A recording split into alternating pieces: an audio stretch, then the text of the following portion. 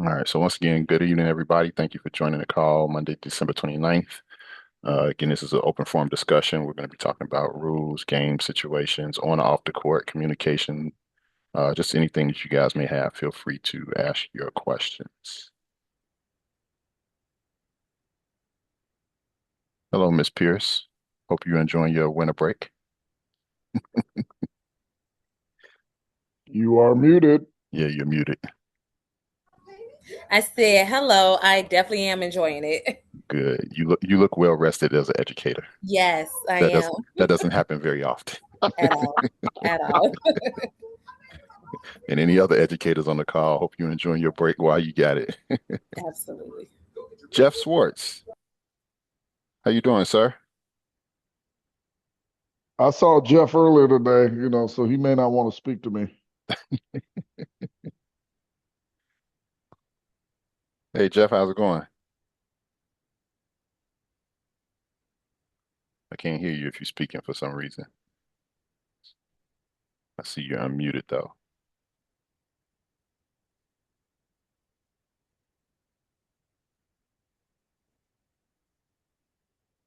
Oh, mic not working. Yeah. Oh, okay. Okay, cool. Just real quick, Jeff, since you are on the call, I know you your schools are using shot clocks. How hmm how has that been going for you? You can type it in the chat if you like, just to kind of we were just trying to get some feedback from you last time, but I think you had gotten off the call at that point. But just kind of let us know how shot clocks have been going in your schools that you assigned for.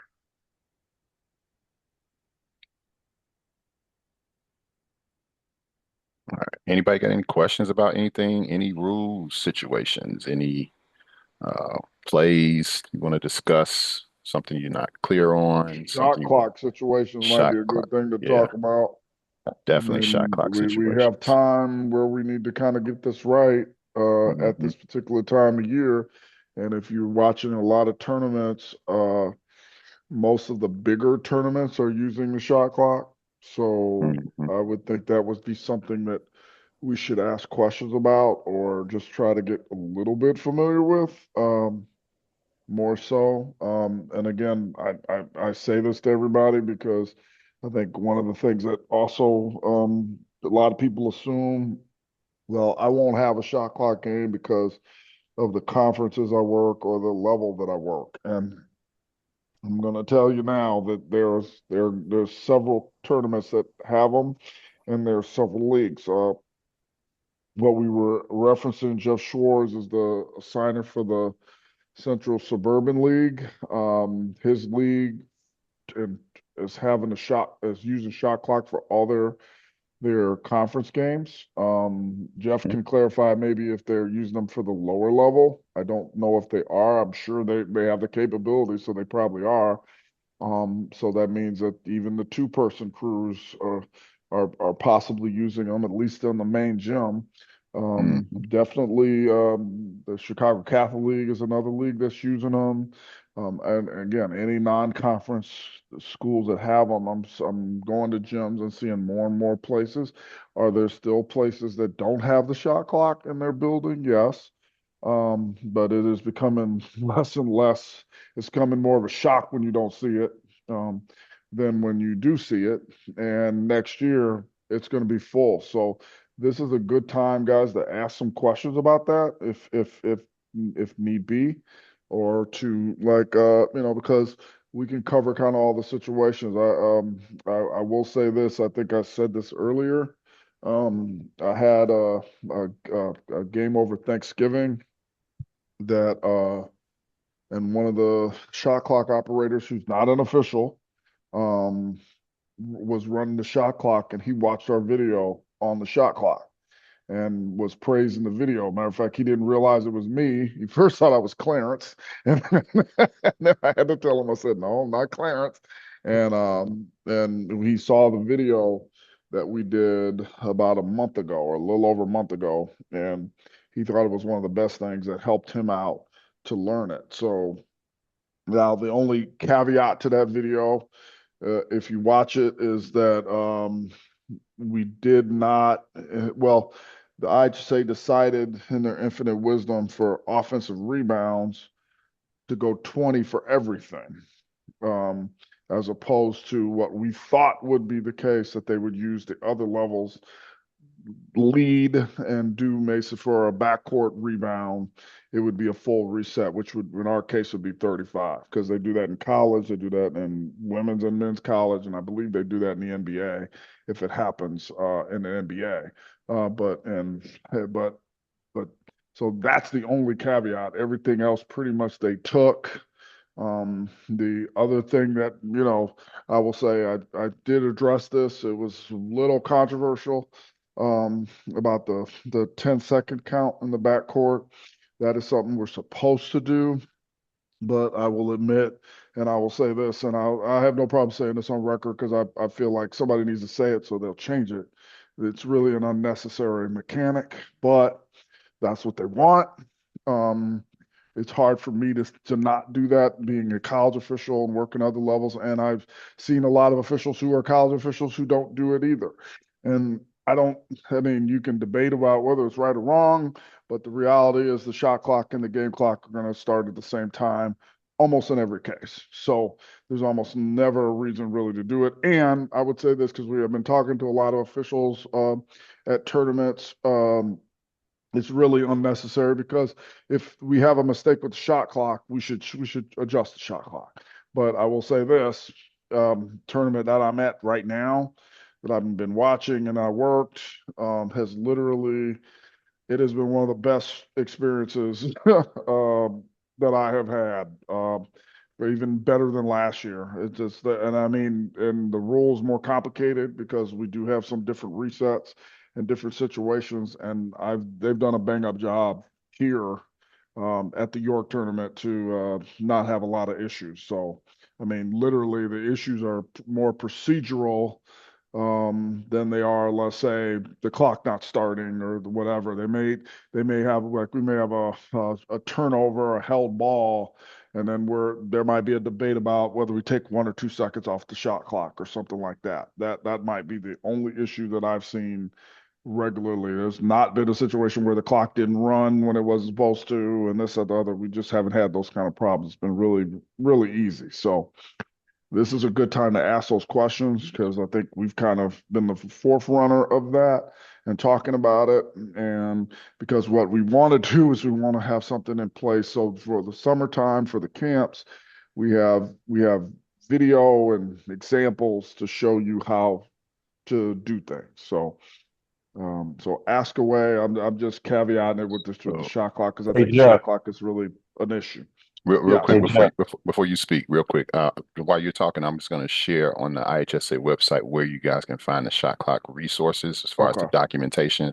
For those that are not familiar with it, again, go to the IHSA website. Let me just show it real quick, and then you can go ahead and make your comment. Well, all I was just trying to say was, this is a good time to ask the questions about it. If Jeff, if your microphone works, I really would like to hear me too. What your situation is, because your conference has done it, and I've actually seen a couple situations in your games that have happened with the shot clock. So is it working now? I can hear you. Yes. Yes, I can hear Perfect. you. Yep. Be careful what you wish for. So anyway, thanks guys for doing this, Jeff and Clarence and Gary. This is great stuff. Yes, the Central Suburban League is using it for all of its conference games. The biggest problems we've had, honestly, are mechanical problems. Each school has a different shot clock, and getting used to them is a little bit different, and the schools are not quite in tune yet with how to reset them, things like that. So it's more logistical problems at this point. We've had about I offered the shot clock operator position first to all the prelim officials. Because number one, we wanted them to learn the rule. Number two, they're already in the building. It gives them a chance to earn some extra money. And number three, we always encourage under-level officials to stick around and watch the varsity game. And here's a chance for under-level officials to observe the varsity officials, get to talk to them in a locker room, all that kind of stuff. They have been extremely conscientious and very, very few problems. Um, for those games that weren't taken by underlevel, prelim officials, there have been a number of people who have stepped up and offered to do it. One of them is the wife of an official. Another is actually the president of the NOA, the Northern Officials Association, Daryl Schrag. He's a big football guy, been downstate in football several times, and he has decided to, he said, I got nothing to do in the winter. I'd love to do this kind of stuff.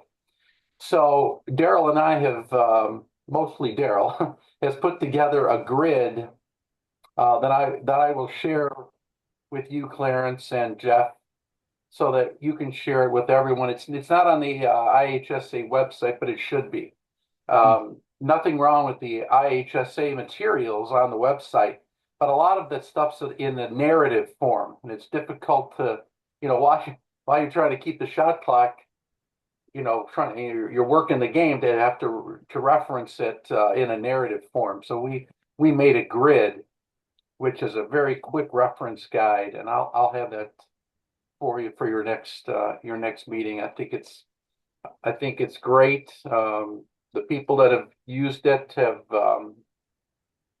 loved it, and we also have a couple retired officials who are doing the shot clock too. So Yeah, that's great to hear.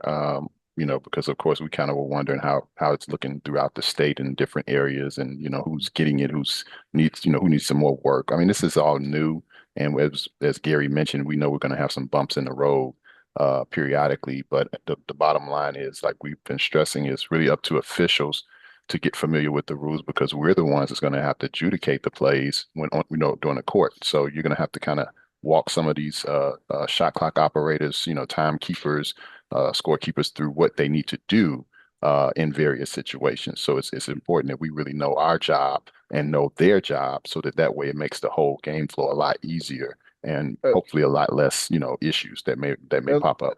and let me address this, and this is because one of my early games in the year was in one of Jeff's conferences. And what we found out is that I think what he's talking about, the logistical part with the operation, we had a school that did not, the shot clock and the game clock were not exactly tied together. I don't know how that, and what was happening was, even if they had to adjust the time, they couldn't. Now maybe they figured it out since then, but they couldn't like bring down the clock to a certain time without adjusting the game clock.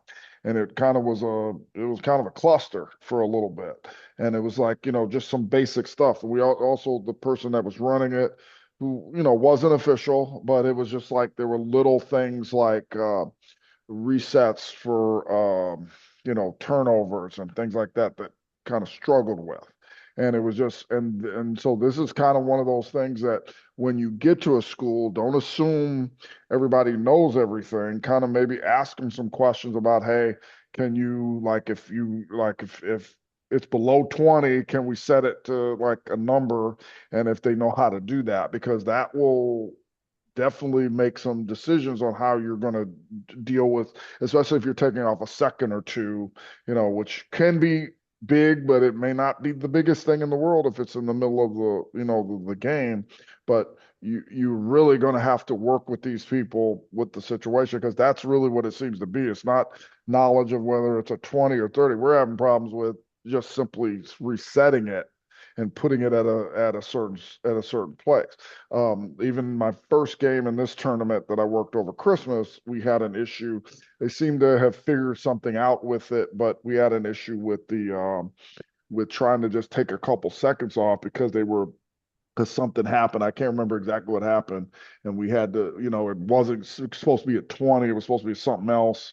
And it took a little while, but every game I've seen since then, they've not had that issue. But also they've done a really wonderful job just paying attention and not resetting it incorrectly and doing things of that nature. So those are things you might want to, that you think about when you go to a school, not just assume, okay, we need to know the rule. You need to know what they can do to correct the situations, because the corrections might be minor. They might be like, whether we reset it to 35, which is easy, reset it to 20, but you might have a situation where it's in between something and we have a held ball or something and the clock doesn't reset, or we have an out of bounds violation, or maybe even a possibility of maybe it looks like it's a turnover, but it isn't, but we got to reset it back to where it is. So, and again, this is the time to get this out, the bugs out, because when it happens next year, the outcome of games are going to matter,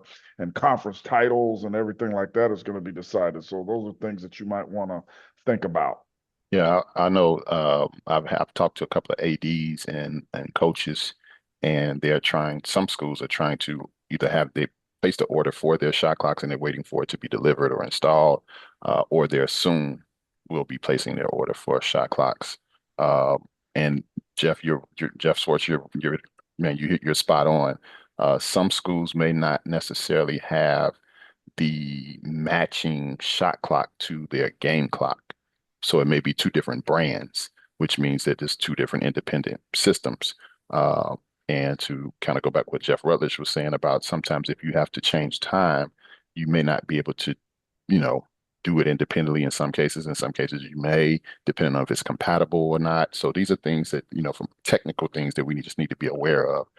And again, like Jeff said, is with something during our pregame that we want to go over with those, people at the score table just to make sure we know what we're walking into and what we're dealing with, so we'll know how to address those issues if they ever come about. So, There's something else that I've heard, Clarence and Jeff, that some conferences, I believe it's the Duquesne, is planning to do it both at the prelim and the varsity level. That's the only conference that I've heard that's doing it so far.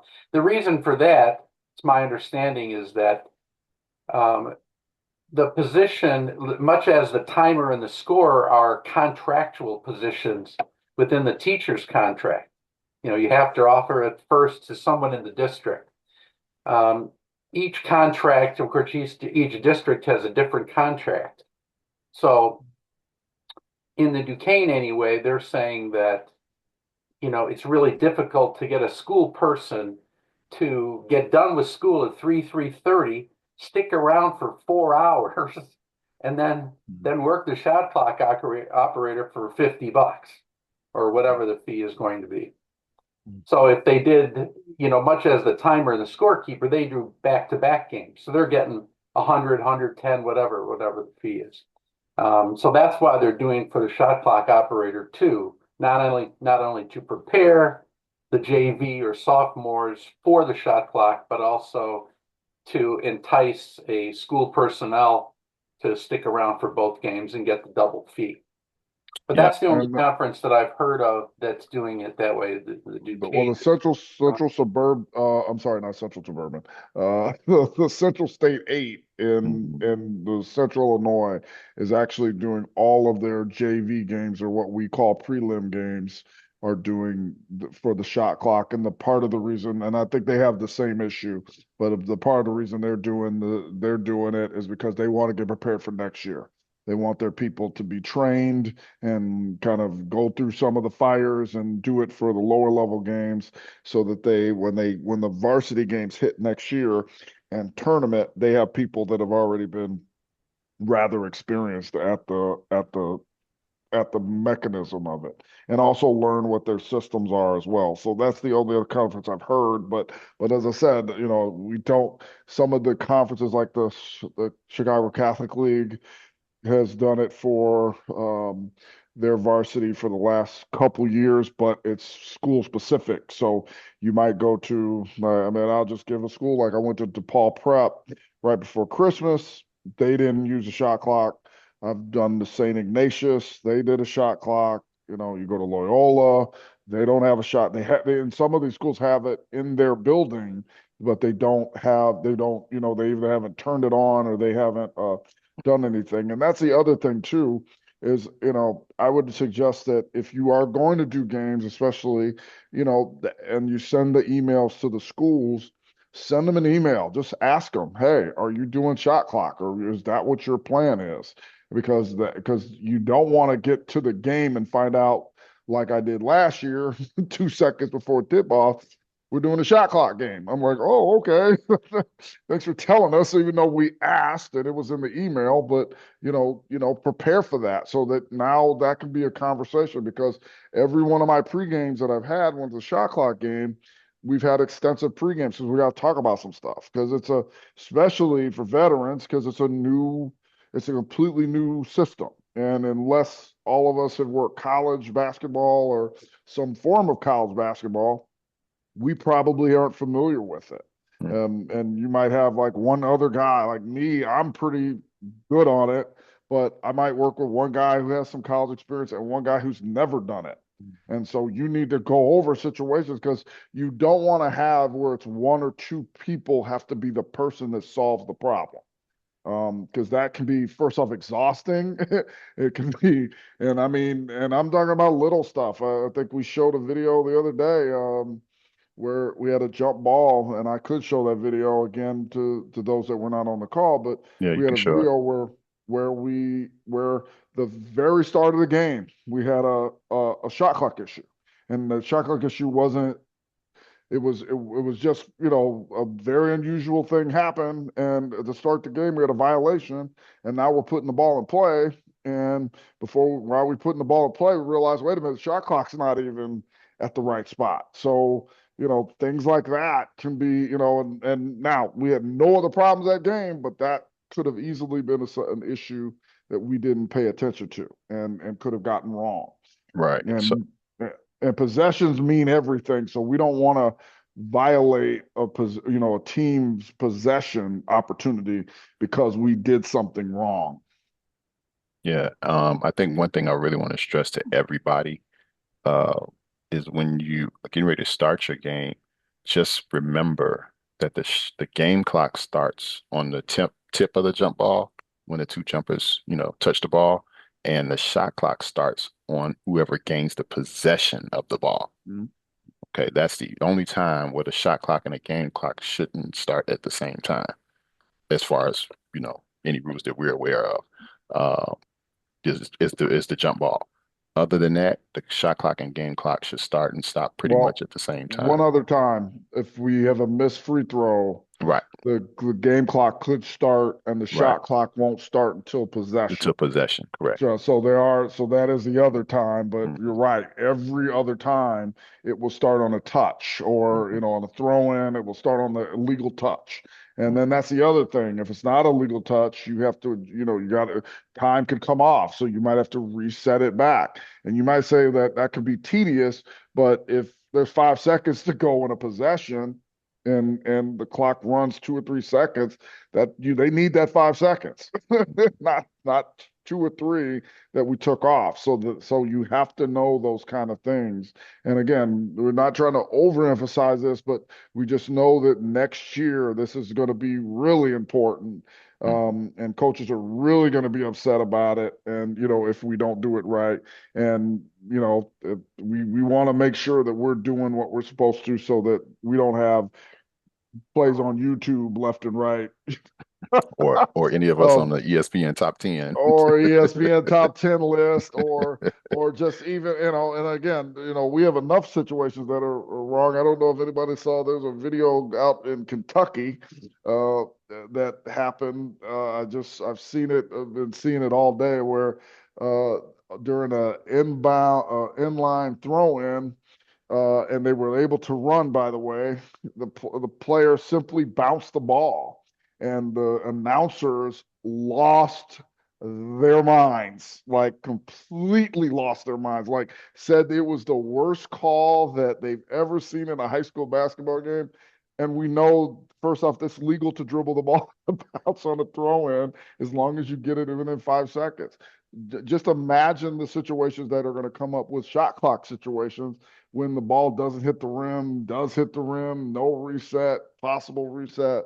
We want to make sure that we have as little of those as possible, and certainly don't want to have those situations in the postseason.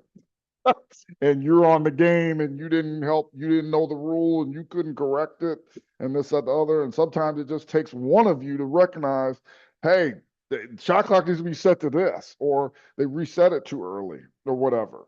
And it takes some practice, but if we get to know the rule now, there's some things that we can have that can make us better at it. So Anybody have any questions? Yeah, I don't have a question. Go ahead, Black. I actually, first of all, how y'all doing this evening? Both Jeff, Clarence, and everybody else on the call. Good. So I actually have not a point of event, pretty much like a point of emphasis. Uh, I work a lot of tournaments like Jeff.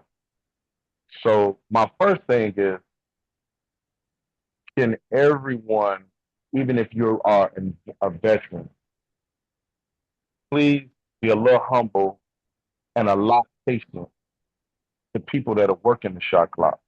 yes, If we can agree on that. yes, The second thing is, I worked at Hansdale, shot clock went out. I was at Kankakee, and Jeff makes a great point in those situations.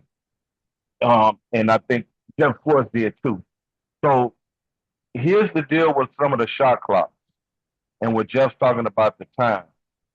As I'm working at Kankakee, I work the shot clock in between games. So they wanted a veteran person to work the shot clock. Well, I never noticed it in my game when I was working. I didn't notice it until I was actually working the shot clock. The shot clock and the game clock were not synced together. All right. So everything reset to 35. So we went a whole half in a nip tuck, nice ball game. Whereas I'm sitting at the table, I'm working the shot clock, and it's like, man, and one coach he's going over there, and both coaches know me, and they hit the table, and that I had to call the officials room and say, hey man, listen, we can't fix this until halftime. Well, they told the coaches, still didn't get it fixed at halftime. So we got through that game. I worked the next two games on the shot clock. So I had to call the athletic director over. He was like, man, what do we do? I said, cut it off. We cut it off. It still didn't resync. They had to unplug it and reprogram it. And then it was able to, because they actually have a good shot clock. They got a button, like Clarence said, they got a button. So when on the tip, you don't have to sync the shot clock with the game clock. You just hit the on button once they possess the ball. Now it syncs straight into the game clock. And then they have a button for the reset of the 35 and the 20. But you're going to run into some of those situations. And the only reason I knew is because I actually had to sit there physically and work the shot clock. So that's another reason why I said, can we be patient with the shot clock, the people that are working the shot clocks, because 90% of them just won't have the knowledge. Jeff is lucky because he's fortunate because he has a football official, and if he works college football, he's aware of, clock management. So we have to kind of be a little patient with the people that are working the shot clock, especially if you got an intense game or intense coaches. That's a great point, Black.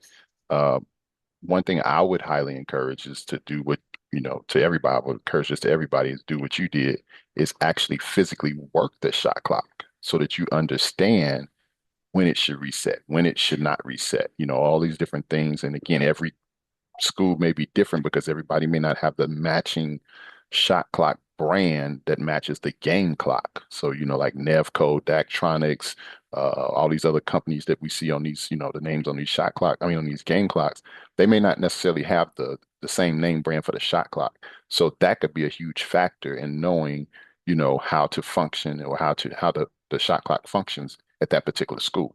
So, again, Well, if you get, for those of you that can get a chance to work shot clock, again, I would highly encourage you to do it. That way, when you're refereeing the game, you at least have an idea of when it should reset and when it should. well, what I did my next game when I got on the floor, and this was crazy. I came back to work 2 games later. So when we came back, I told the guy that was going to be the referee, I said, "Hey man, protect the shot clock." And he started walking, and he turned around and he said, "Hi." And I said, "Come on." We went to the table, and the lady that was there, I said, "Hey, do me a favor." She said, "What?" I said, "Put the shot clock at 2 seconds." And she said, "Well, I don't know how." I said, "Don't worry about it. Let it run down." She let it run all the way down, and I had the game operator. I said, "Hey, take the time down and put everything at 5 seconds." So it was like 8. It ran down, and it did exactly what Jeff said. The shot clock, well, I put the shot clock so the shot clock could go off early, a 2 second difference. They didn't think. So I said, "Hey, cut the board off and reset it." So, and they did reset it. So I would suggest, like Jeff, go before the game if you work in the shot clock and say, "Hey, can I see if the shot clock is synced? Can we see if the shot clock and the board is synced together?" Because if you have that problem, that's a big problem on the last second shot or any possession. But That's it's really true. big in a tie game and a 2 point or a 1 point ball game. You don't want to be there, Very true. but it's gonna happen. So just a little insight, and that's the reason I said, "Man, let me jump on," because I couldn't believe that all this stuff happened. This is all the what 1, 2. This all within the last 3 days. Right, but I said just in a few days. Yeah.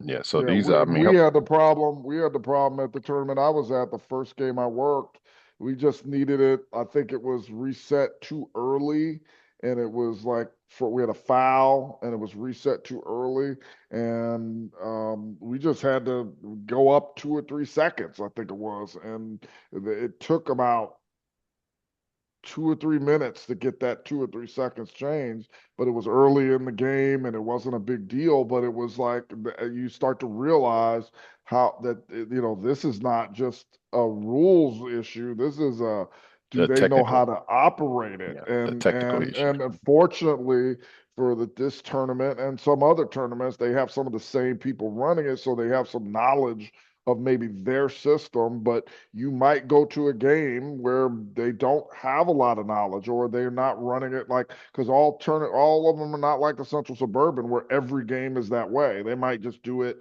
for them 1 or 2 non-conference games. So part of your pregame as the referee and maybe as the crew is to go over there and find out what they know. Like can they ask them, can you reset it to 20?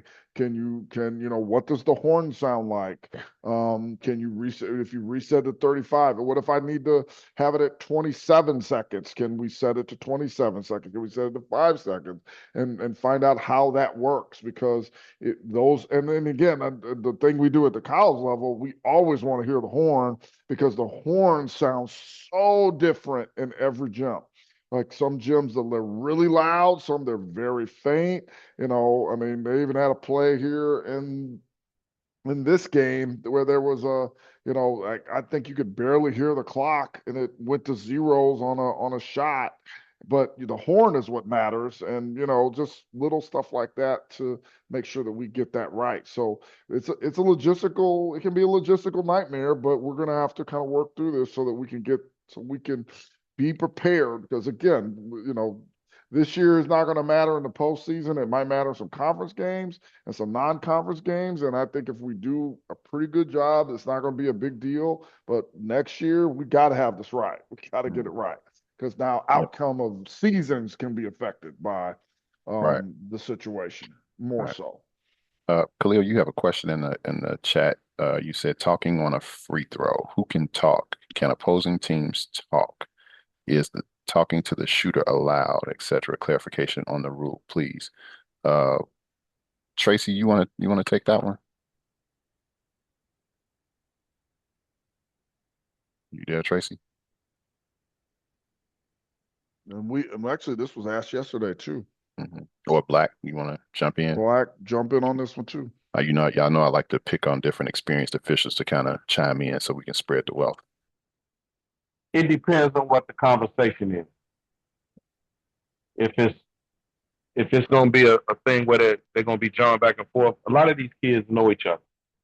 And I'm not going to interject in friendships and things of that nature. But if B is bothering A and A is saying something, I'm going to step in and tell them, hey, man, y'all got to clean that up. Stop right now. And hopefully I can get to the next play. If that answers your question. I mean, So that should slow a lot of it down. okay, and just to piggyback off of this, because we talked about this last night when we did our training, uh, just a scenario, if A is shooting a free throw and let's say team B's bench is, stumping their feet, making noise, what have you, is that legal or illegal? Black. I got to get him the answers to the test. Yeah, Yes. he's new. No. He doesn't know. Okay, well, I don't know if he is inspiring to be a quality official. And I'm not being mean spirited here, but some of these guys, some of us have to read. Some of you all got to read for yourselves. You got to go find some stuff. The case book. I'm gonna keep saying this until I'm done officiating, and I'm gonna say it when I'm done. Go look in that case book and find some plays, find some scenarios, find some scenarios. We're gonna be on this call for how many more minutes? Well, we got time. We got time. Tell them look it up. Look it up. While we on the phone, while we on the call. Look them up. Look it up, man. Khalil? Real quick.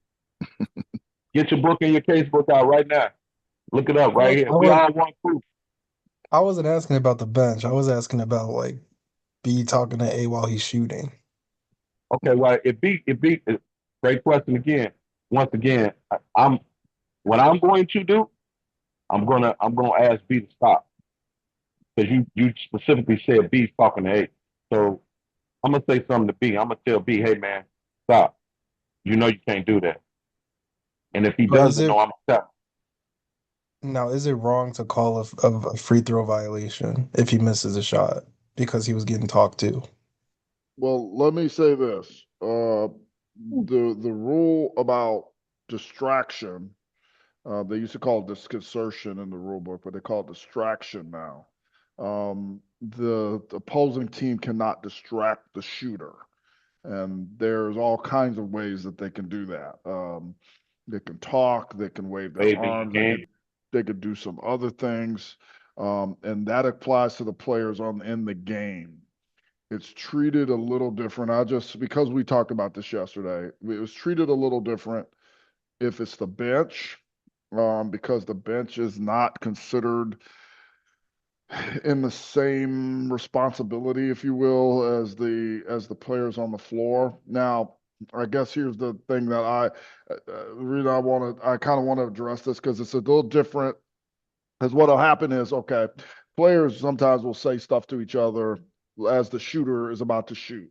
And they'll say stuff like, well, I got the shooter, you got this, that, the other. And they to conveniently do that when the shooter is about to shoot or in their kind of about routine or whatever the case may be, which is usually done on purpose. I'll just be honest. And so if you hear it, the best preventative way to do it is to tell them to knock it off, kind of like Black was saying.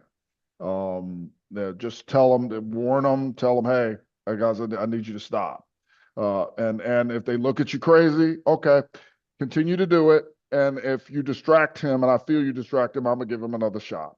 Usually what they'll figure it out because they usually, and I've seen it all kind of things. I've seen snapping fingers right when the shooter is about to shoot, or they yell something out the minute that he's about to do this, and they do it on purpose. Yes, you can award a free throw violation if the free throw shooter misses the shot, but if they make it, it's not a violation. But what I try to do is just try to use some preventive officiating. And sometimes when they make the shot, I might go to the players and be like, hey, he misses that. I'm giving him another one. You guys don't know who's shooting? Figure that out before he gets the ball. And, whatever way to do it. But the bench is a different issue. The bench, they're subjected to some other responsibilities, and you can give a technical foul for that, but that shouldn't be your first remedy. You need to say something to the coach and say something so that they can stop doing that and take that. Now, there are some people think that you can still distract somebody from the bench, but I think there used to be a case play a long time ago.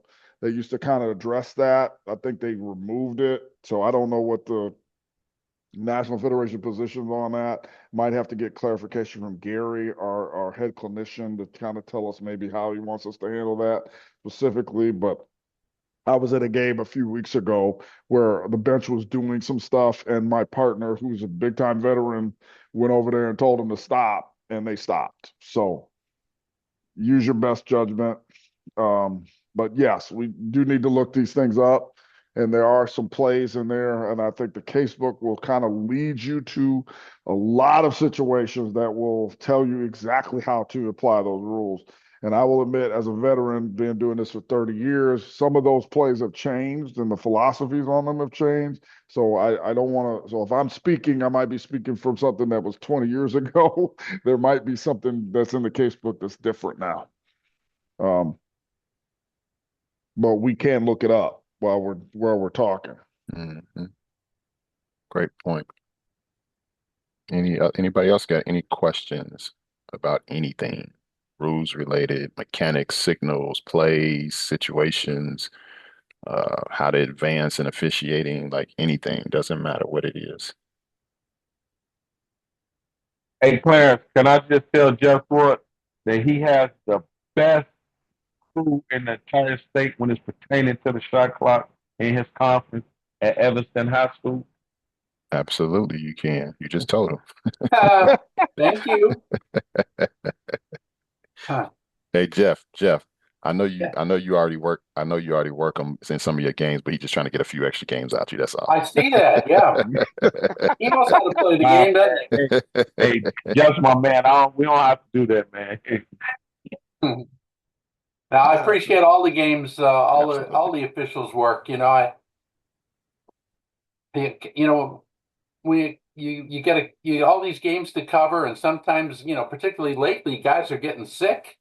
Some of the Bears were out with some flu, and it's happening to officials too. And it's just amazing how many guys step up. When there's an opening and something needs to get covered, it's very much appreciated by me and all the assigners, I'm sure, Absolutely. Absolutely. and yourself, Clarence, I'm sure too. Yes. Yeah, for sure. No, we're in the same situation. We have people that go down and get sick. And just like you, we have to reach out and try to get the games covered. So definitely appreciate all the officials to step up and work the games, throughout the season.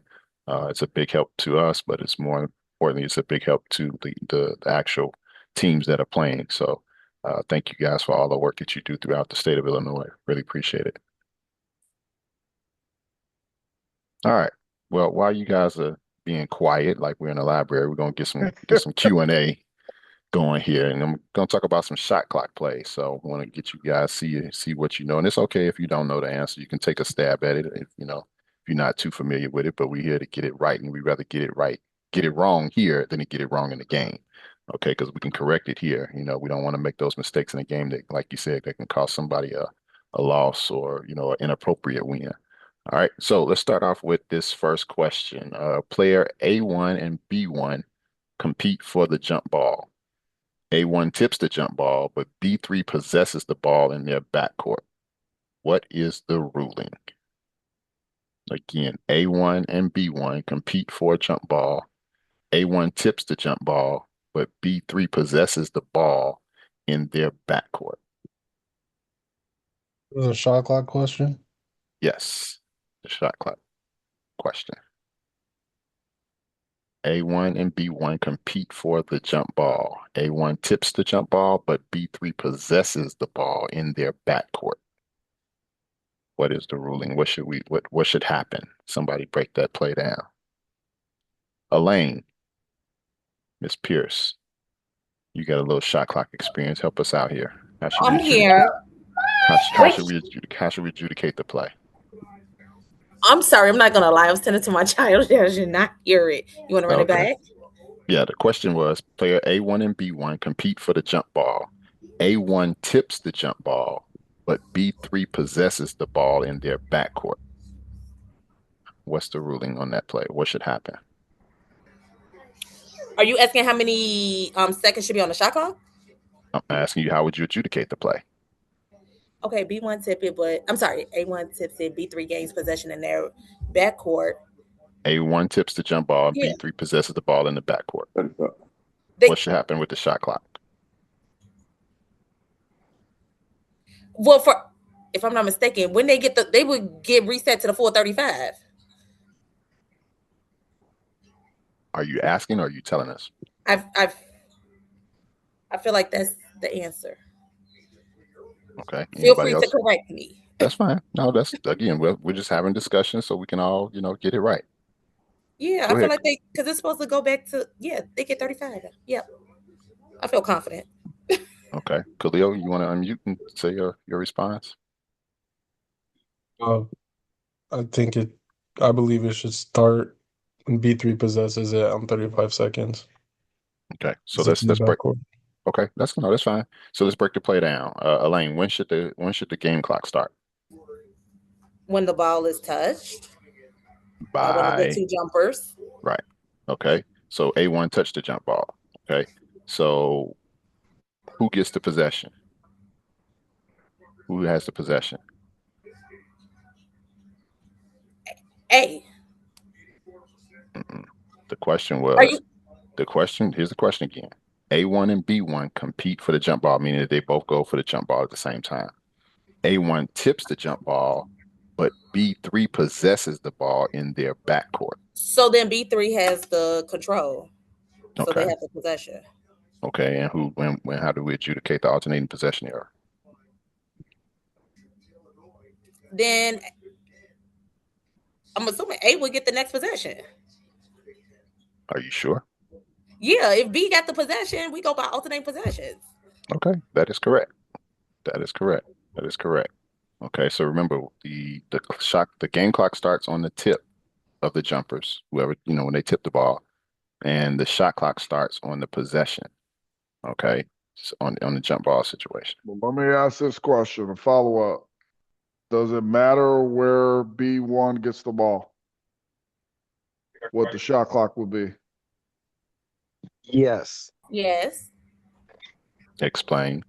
If Explain. they get it in their front court, then they would go down to 25. But because they got in the back court, they get the full 35. Anybody Are else we want to take a sure? stab? Anybody else want to take a stab at it? Franklin? Front court would get 20. Yes, it will No, reset 20 to is for 20. college, right? No, it's also high school too. Oh, they doing 35 and 20. Oh, I thought it was just a 10-second difference. Okay. No. So based on his question, what would be the explanation? So if B1 gets possession in their front court, what is the shot clock on his read? 20. In their Okay, front why? court. Yes. What do you mean? Because they got it in their front court. Anybody else got something different? Go ahead, Tracy.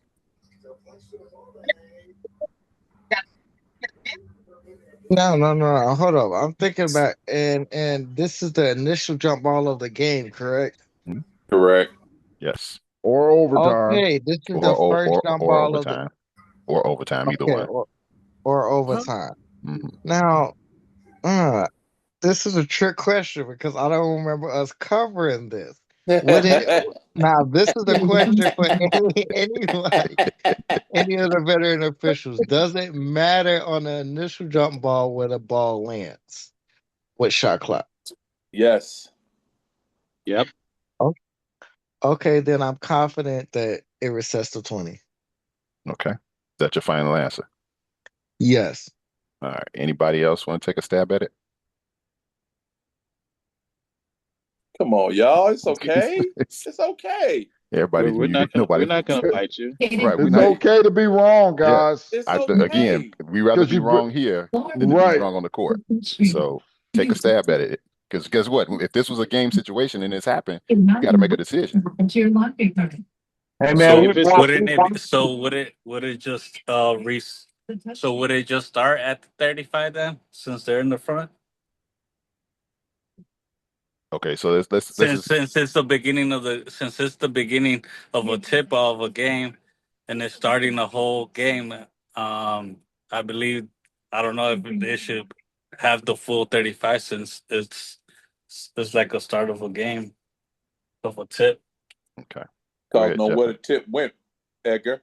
Where did the tip go? Where did the tip go? If the tip stayed the front court, It that's changes. supposed. Where'd the tip go? Where'd the tip ball go? If it went to the back court, what should you get? On the So- shot clock. The full 35.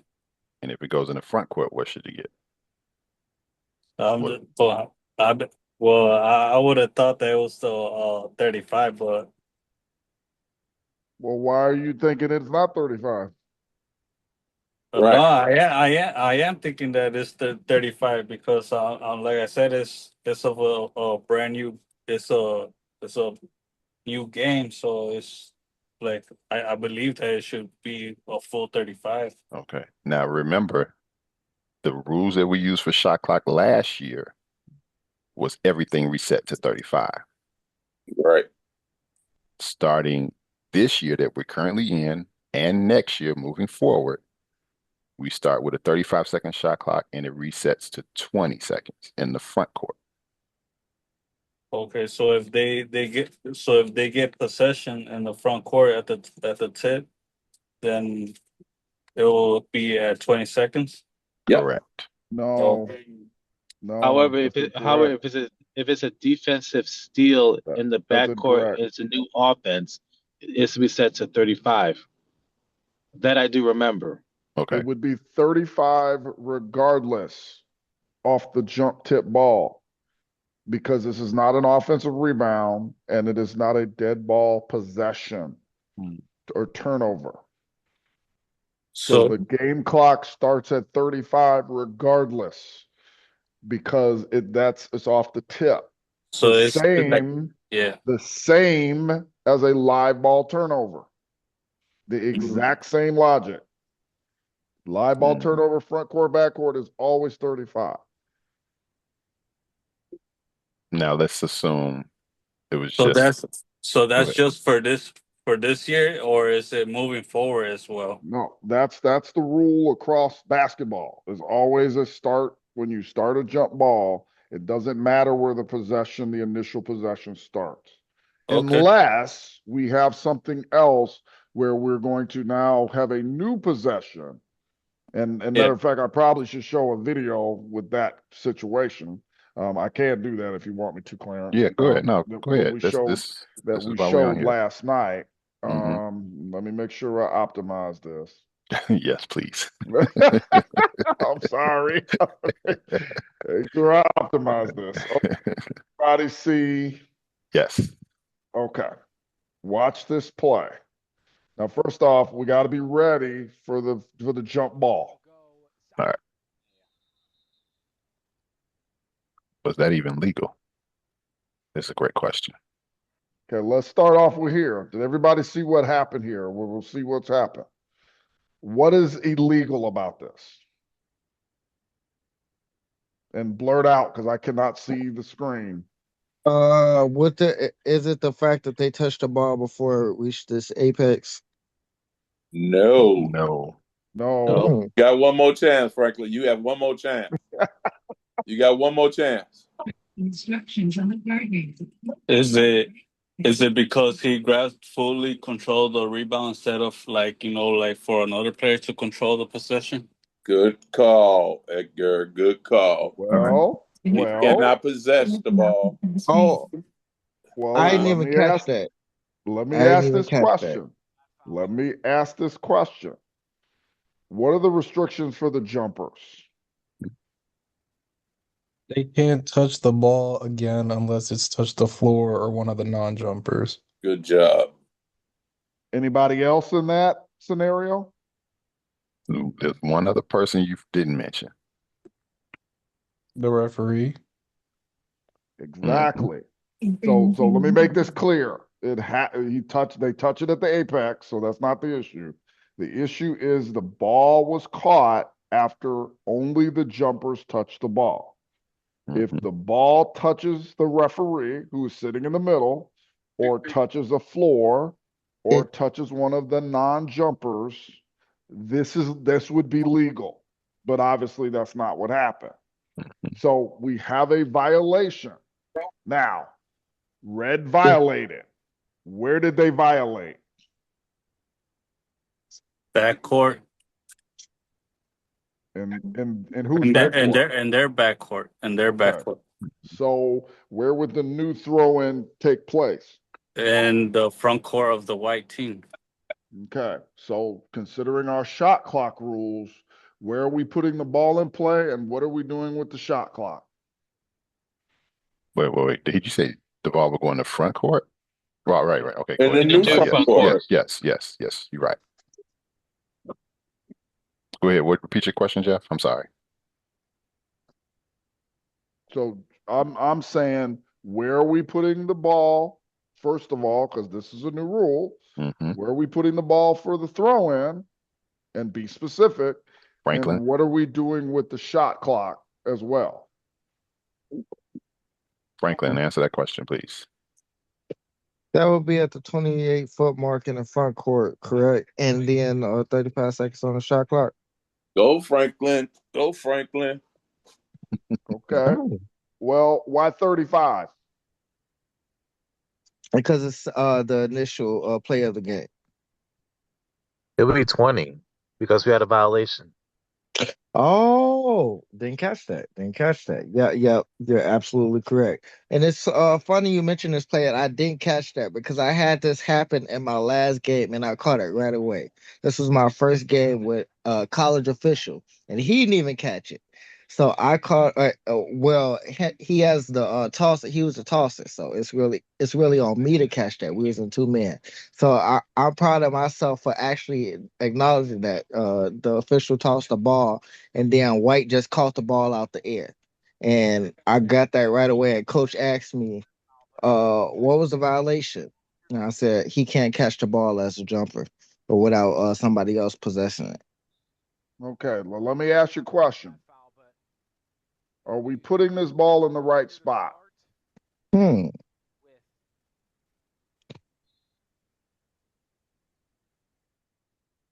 at the 28-foot mark. No. Okay. Let me ask you a question. Well, you wouldn't see this. This is part of it. The clock is set to 35 in this particular game. The referee hands the ball to the official, and we stop it because, wait a minute, the clock is set incorrectly. Set it to 20, and they set it to 20. But we still put the ball at the wrong location. Okay? So this is all the things that got to go through your head when this happens. Where did this violation take place? Well, first off, is it a violation to begin with? Because that, some of us know the particular official that's the referee. He looked at me like, with his way, like, are you going to call a foul or violation this way? So that actually was something we laughed about later. Like, the look he gave me was like, are you going to call this? Because he's not in a position to call this. And let me say this for the newer officials too. Do not start the game as the jumper with the whistle in your mouth. Do not do that. Or else you get a new dental plan. Unless you want your teeth to go with it, do not start the whistle in your mouth. You should have the whistle out of your mouth. So that's one of the reasons he's looking at me, because he's expecting somebody else to call it, because he knows it's a violation.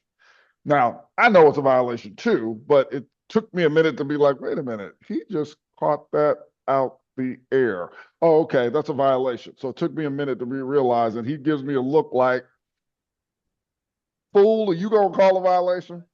That's what, and he would have used other words.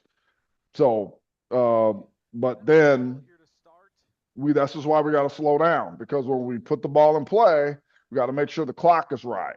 And they kind of realized it quickly, so it wasn't a big issue, but we just have to make sure that it's correct. And this was also the game I was talking about. We had a little issue with the mechanics of the clock. So we got to put it at the right spot. And again, that's regardless if you have a shot clock game. We have to put violations in the back court and the new front court at the 28-foot mark. If we put it at the 28-foot mark, it's got to be at the 28-foot mark if it's outside the three-point line, period. Doesn't matter. So this is a great play to share with everyone from a perspective of we must have our antennas up from the jump. We can't come in, laxed and relaxed to the point where we're missing stuff from the jump ball situation. We got to pay attention to those things because those things are very important, and we got to get those plays right. Any questions? Let me show another play real quick, or go ahead. We can ask questions. So you said the shot clock will start as the 20 seconds instead of the 35, right? Yes, because it is a new possession that is an out of bounds possession started in the front court. Because the violation created a new live ball situation. Sounds good. Thank you. Khalil, go ahead. Does it matter what 28-foot mark you use on which side of the court, or is it either one is okay? That's a really good question. It would matter if it's on the side of the court. It wouldn't matter if it's in the middle. Okay. So yeah, that's really what I was right thinking. in the middle, and you can't really, we don't need to split hairs. Put it on either side of the court. And obviously, because maybe the way the officials are configured, it's probably easier to put this opposite. But since this happened right in the middle, we theoretically could have put a table side or opposite table. It doesn't matter. But if the violation took place within the three-point line, then we're going to have, and even though that would be unlikely, but it could go at the 3-foot marks. So it matters where the violation takes place. But that's a very good question. Because because it would matter. So for example, and if you can see my screen, let's say in this particular scenario, it's happening at the volleyball line where if you can see my pointer, then we would definitely put it at the 28-foot mark closer to the table. If it happens on that 28-foot mark or more over off center, we put it at the other 28-foot mark. And it does matter because that's no different than if we have a violation, a travel, a kickball, any number of violations that we could take place or fouls. It matters where we put the ball. So we can't just say, oh, okay, we're going to put it over here because of some reason. We got to put it where it happened, the closest to that spot. But that's a good question. Jeff, before you go to this play, Paul put in the chat possession arrow goes to white even though they got the ball after the violation. Let me ask you this. Why would we give the arrow to white? Paul, you can unmute yourself if you're available.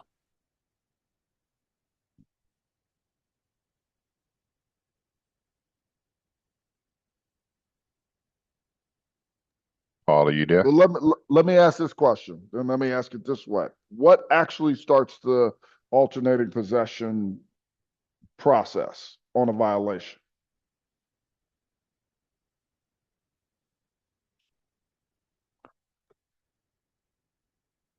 Paul, are you there? Yeah, sorry, I was trying to get the unmute button. Oh, okay, go ahead. So my thought is that since red possessed the ball, white would have got the arrow, but there was and because white got the ball because of the violation, then white should still retain the next possession arrow.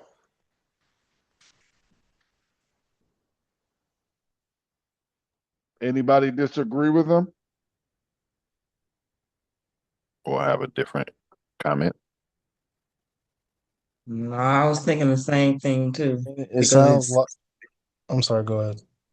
No, I said I was thinking the same thing too because In the book, it says the AP procedure is established by the team that gains control after the jump ball. So yeah, since red gained possession, then it was a violation. It would go back to white. I'm thinking. Anybody else want to take a stab at it? It's okay. Feel free to chime in, anybody, because we got to get. Go ahead, Charles. I missed the original question was again. If we have a violation by, in this case, the play that I just showed, if we have a violation by red and white gets the ball, who gets the next possession arrow? Violation by red and white gets the ball. And this is, of course, it's the beginning of the game. The team that violated is so that was red, right? They'll get the next possession arrow once the ball has been legally touched. Then it's gonna change to red. So let me ask this question. So we're gonna give the ball to white on the violation and then white on the next possession arrow? I mean, I would. Yeah, that's why I was pausing because it was on the jump ball. This is on the jump ball, right? And now, did white possess the ball? No, white is getting it because of a violation. So I'm saying, did red possess the ball? Well, they violated. So on the jump, right? So so red will get the possession arrow after after it's been legally touched. Actually, legally inbounded. Then the possession arrow go to red. I'm thinking red too because the possession that red got it initially was illegal. Right. So white'll get it, and then the possession arrow will go to red once the ball has been legally inbounded. You are correct, sir. Okay, and this takes a little mental gymnastics, okay? Because this actually used to be the rule. And it would make sense logically, but because red violated and there was never possession before their violation, because the violation gives white the ball, the alternating possession starts the minute that we hand the ball to the disposal of the thrower for white. Red would get the arrow. We used to kind of what we call give them a double whammy. Yeah, or double jeopardy. Or double jeopardy. We don't do that anymore because they considered it, and they did change this rule some time ago. But it makes sense. They violated. They shouldn't get the arrow. So no, the alternating possession actually starts the moment that we give the ball to white for the throw-in. And as long as they have complete the throw-in or don't violate, red would get the arrow. Now, in that situation, as officials, as a crew, not just the referee, but as a crew, we need to make sure that that possession arrow is accurate once the throw-in takes place. Okay, we need to make sure because we don't want to start the game off with the arrow going in the wrong direction either. So it's a lot that's happening on that particular play. Again, it can happen to any of us because, we're looking at plays right now. These plays happen within the last week or two.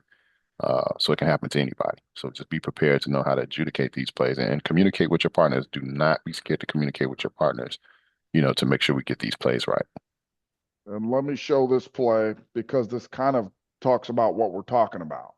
So we have a jump ball. So the regular clock should have started. Matter of fact, you can see, if you see in the corner, the regular clock starts. Yes, it says 7:56. Right. So it did start. So this is an out of bounds that was on blue.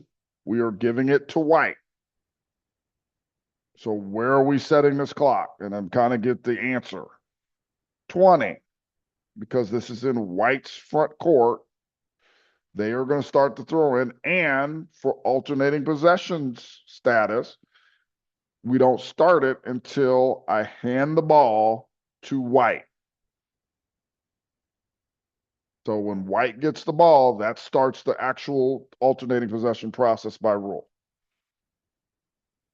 And remember, then we- because the ball went out of bounds, we take the ball out at the spot of the out of bounds. Right. This is no different than the other play to some extent. Blue violated. So we are going to give the ball because it's in the front court of the new throw-in team. The new throwing team would get the ball with 20 seconds on the shot clock.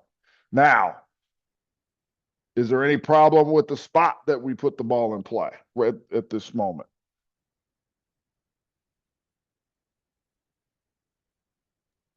Anybody chime in?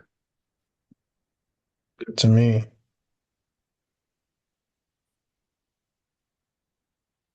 Does this go at the 28-foot mark, guys? Where did the ball go out of bounds, or was there a violation? That's why I'm asking. Okay, because I can't really see like it moving. Can you play it back to the beginning? Well, just it's a basic situation. So does it go at the 28-foot mark on this kind of play? On an out-of-bounds play? It was a jump ball that got deflected and it went out of bounds. I mean, the jumper tapped the ball and the ball ended up going out of bounds. Right. So I believe it'll go in right where it went out of bounds. You are correct, sir. But I want you to understand that, because what if your partner says, "Oh, let me put it at the 28-foot mark"? You got to correct them. You got to make sure it's in the proper spot. So it goes to the out of bounds spot is the only exception to the rule where it goes to the 4 spots. So this was an out of bounds violation. It goes to the out of bounds spot, exactly where it went out of bounds, where you ruled it to go out of bounds. Do not move it to the 28-foot mark or the 3-foot mark, which some people have done. I've seen done. And actually, I think we do this rule pretty well because we've had this rule for a couple of years, but this also applies to the backcourt now. So it doesn't matter. So that ain't got nothing to do with the shot clock. That ain't got nothing to do with the AP arrow. That's just a different rule. We got to know that rule.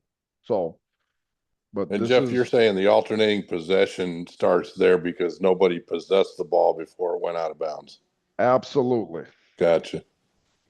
So the minute, and you don't show it here, but once I hand him the ball, the alternating possession now has to be set to blue in this case.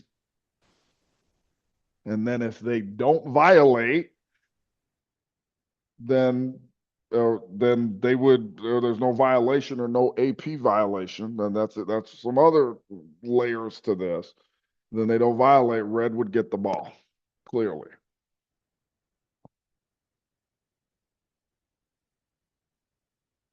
Any questions about that?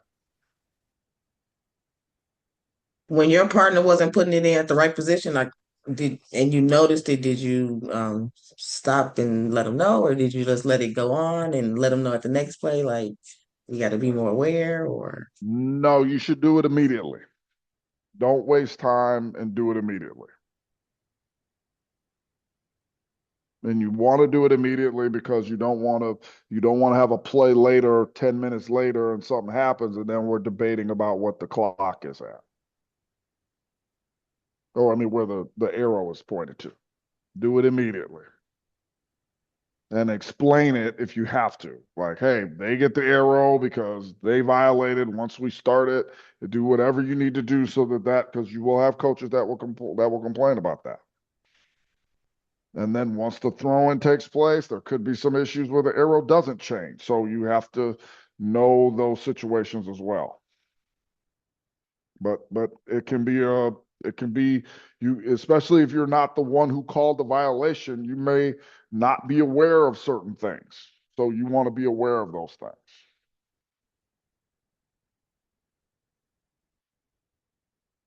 Any questions about that kind of play or that situation?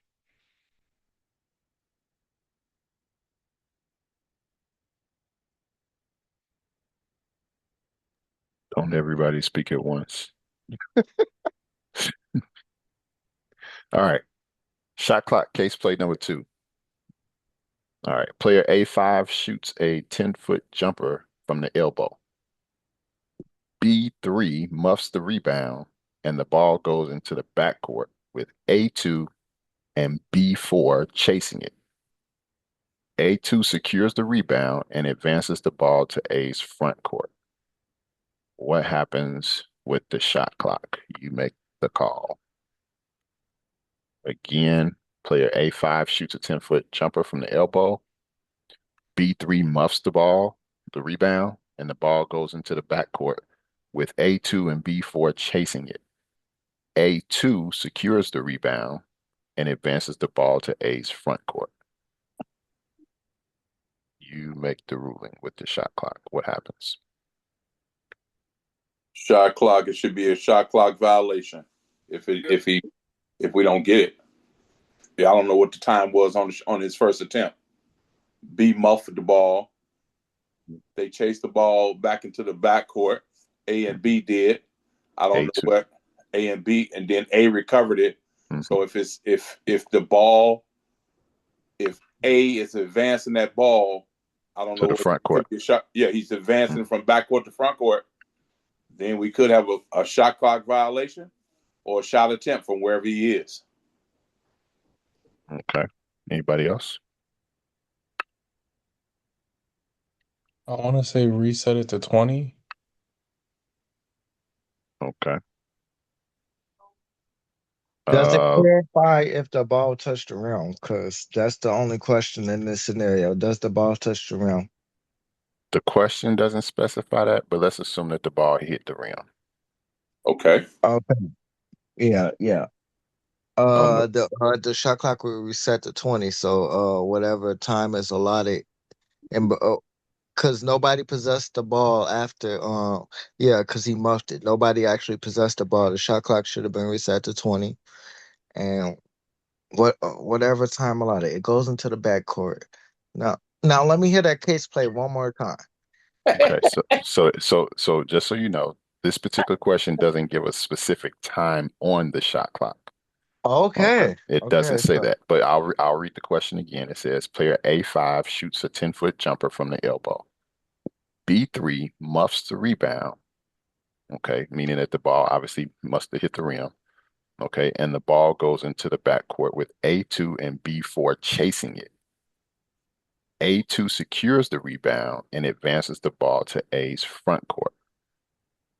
Okay, so what should happen? How should we adjudicate this play? Yeah, shot clock should be set to 20 in this scenario. Though it goes into the backcourt, it wasn't a violation or a dead ball in the backcourt, so the ball is still live. It bounced off the rim. So just reset the shot clock to 20 once A2 possesses it, and start a 10-second count in the backcourt. Make sure they get it across within those 10 seconds. Go Franklin. That is correct. Go Franklin. That is correct. Did everybody understand the answer? So Team A, basically the ruling is Team A has a 10-second backcourt count because, again, A2 secured the ball in the backcourt after the rebound was loose. Okay, in the backcourt, A2 has 10 seconds to get the ball across the division line, and the 20-second shot clock as soon as A2 possesses the ball in the backcourt. Make sense? Anybody got questions on that? The caveat to that, it has to hit the rim. Right. Has to hit the rim. Has to hit the rim. Has to hit the rim. So if it didn't hit the rim, it would go back to what Tracy was talking about, where it would be a. Yeah. Okay. Hey, do me a favor, everybody that's listening. Invite people to come to the Zooms, especially those people that you work with. I can understand that you don't get a chance to know who they are, but kind of say, hey, you know what? We have Zooms on these days. Why don't you, hook up with the Zooms or give me your email address. I'll send it and you should get an invite to the Zoom. Invite people to the Zoom. Rona, you had 2 people. One of those people you didn't work with, you didn't know, but that other person who was a veteran, yeah. Give him the information and say, hey, we doing Zoom on this day. It's totally up to him. But that new person that you was working with, Rona, the other day, should have been on this Zoom. I thought about that too yesterday. Like I should have Every time you told work her with about it. somebody you've never seen before, invite them to the Zoom. Invite them to the Zoom. No matter how many years of experience they have. Yep. Invite them to the Zoom. Invite them to the Zoom. Because some of these plays, here's the thing, some of these plays are going to happen on some of our games. And we, as a crew, have to get the play right. Or plays, I should say. Because it's going to be more than one, trust me. But that's why we go over these situations to get us to start getting our brains thinking.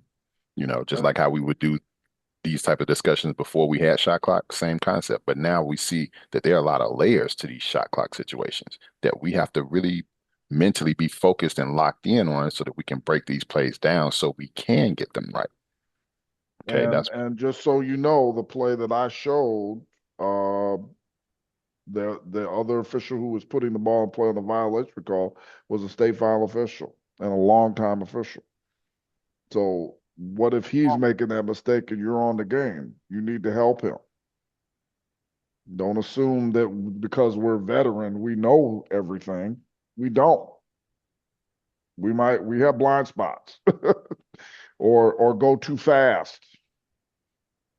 So you might have to be the one that saves the crew. As a matter of fact, if you're working with us and you're working with me, I will say this. And me, Tracy, and Jeff. you give me some information that saves us from making a crucial mistake. You know what I'm gonna do? I'm gonna call that a signer and say that person knows what the heck they doing. Because they stopped me from being a dumbass. Lack of a better word. So don't assume we got it all figured out. I mean, because as I said, I've had some shot clock situations and some other situations that I've had blind spots on. I know most of the rules, but I've been doing them 30 years. There's rules that have changed over the years, and you forget that rule was this way and that rule was that way. That's why I give you context to when we had the alternating possession we talked about.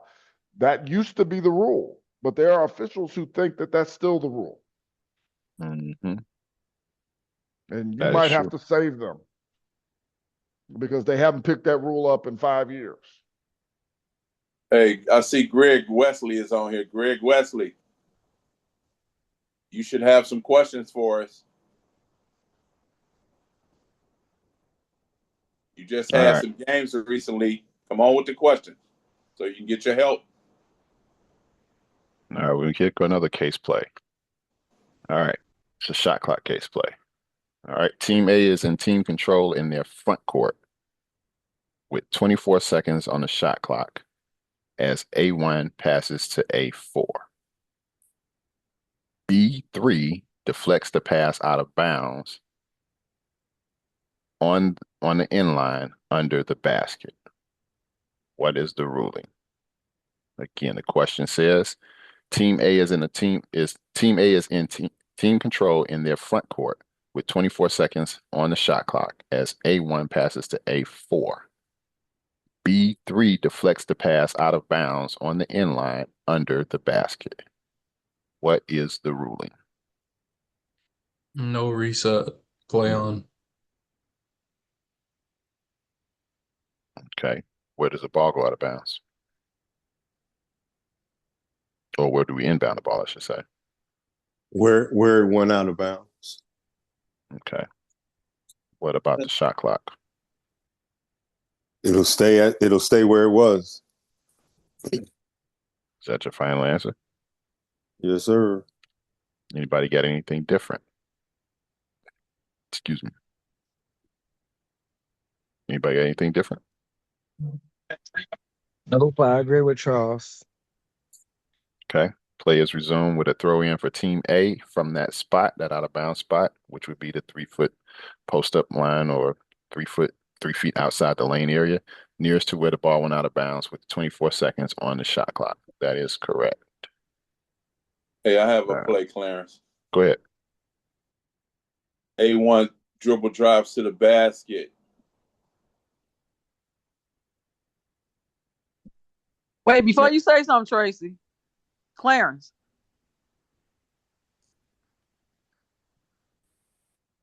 Go ahead. I'm listening. Can you hear me? Yes, go ahead. I can hear you. Oh, I thought I was that's long. You said the ball went out of bounds. You didn't say it went out of bounds by the 3-foot hash mark. I You said it went could out. be, It went. No, I Went said it out went on out you of the went end. out of bounds at the end line. the end It could line. be the in line on the edge. It could be the It in line said in the under middle. the basket. Or so, Yeah, it under the could be basket. in. You just said in line. Yeah, you're correct though. Technically, you're correct, but Right. the question said it went out of bounds near the basket on the end line. That's what they were asking. But go ahead, Tracy. A1 dribbling to the basket.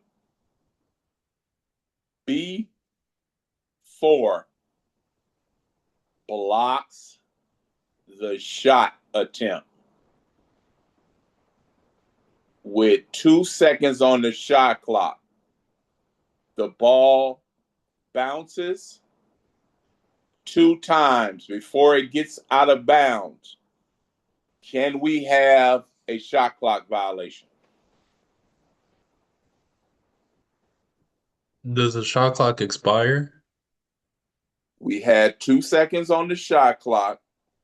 The ball bounced 2 times. The shot clock was down to 1 second, just as it's going out of bounds.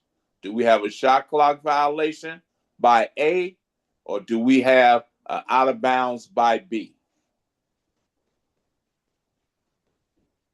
If the shot clock is on 1 second going out of bounds, we're gonna stay at 1 second. Okay. Anybody I'm got gonna say anything different? Anybody got anything else?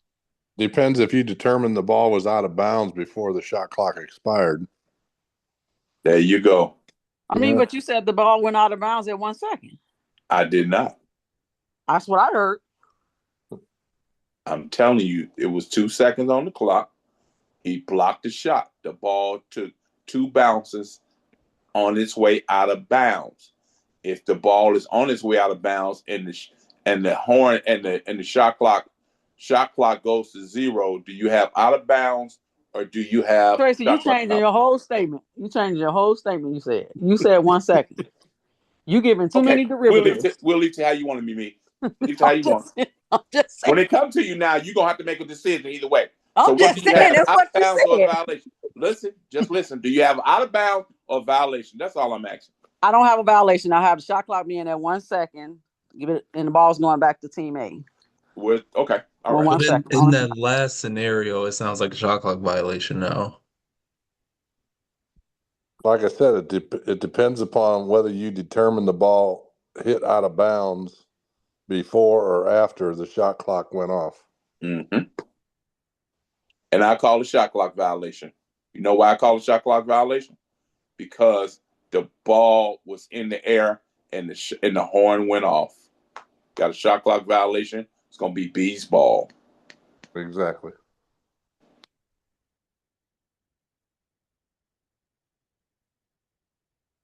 Any questions on that play? That's a great scenario. Thing you have to do is be willing to have discipline and hold your whistle based on what a shot clock is and what a ball is. You got to have discipline.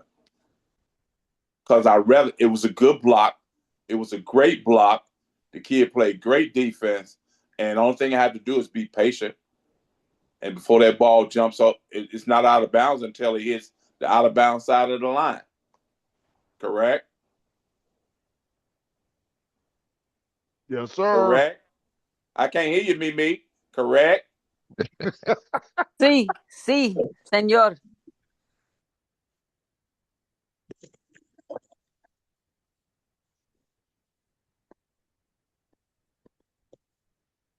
All right. There was one play I did want to show. If I can find it over here. Wait a minute. Go ahead, Jeff or Tracy, if you got another case play. Can B call a timeout? No, here we go. Shot clock question. B going to the basket. He lets the ball go. It hits the backboard and the 35-second clock goes off, do we have a shot clock violation?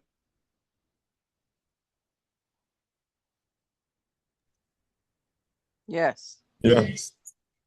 Okay. What if that ball goes in off the backboard? Do we still have it? Damn, we just throwing the ball. Let me ask 1 second with one question, Tracy. Was that a shot? It was a shot. It was a Tim Duncan off the backboard. Gotcha. Do we allow that bank shot to hit the backboard and the horn goes off before you call a violation? Do we allow to see if that ball goes in the basket? Or we call a violation because it hit the backboard?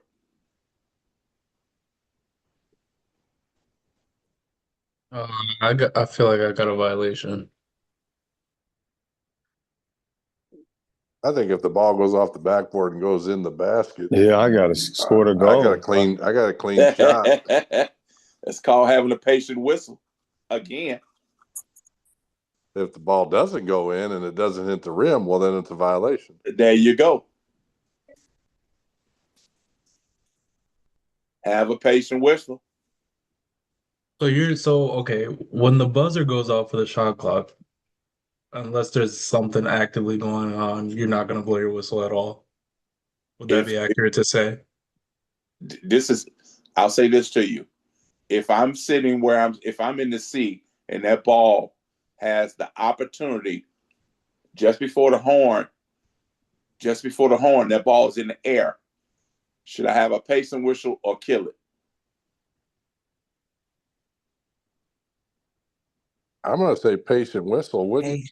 Wouldn't shot clock violation be no different than the end of a quarter? The ball is released from the shooter's hand. That is correct. So you got to wait and see what the ball does before you blow the whistle and call a violation. See, Khalil, that's that thing that Black started off saying. You got to read that book, but everything ain't in the book. Patient whistle ain't in the book. Those some things you just got to learn on your own. It's called play development. You got to watch and see where play develops at. That's just like looking at a play where one A runs over B. You got to see what B was doing and where B came from before you have offensive foul.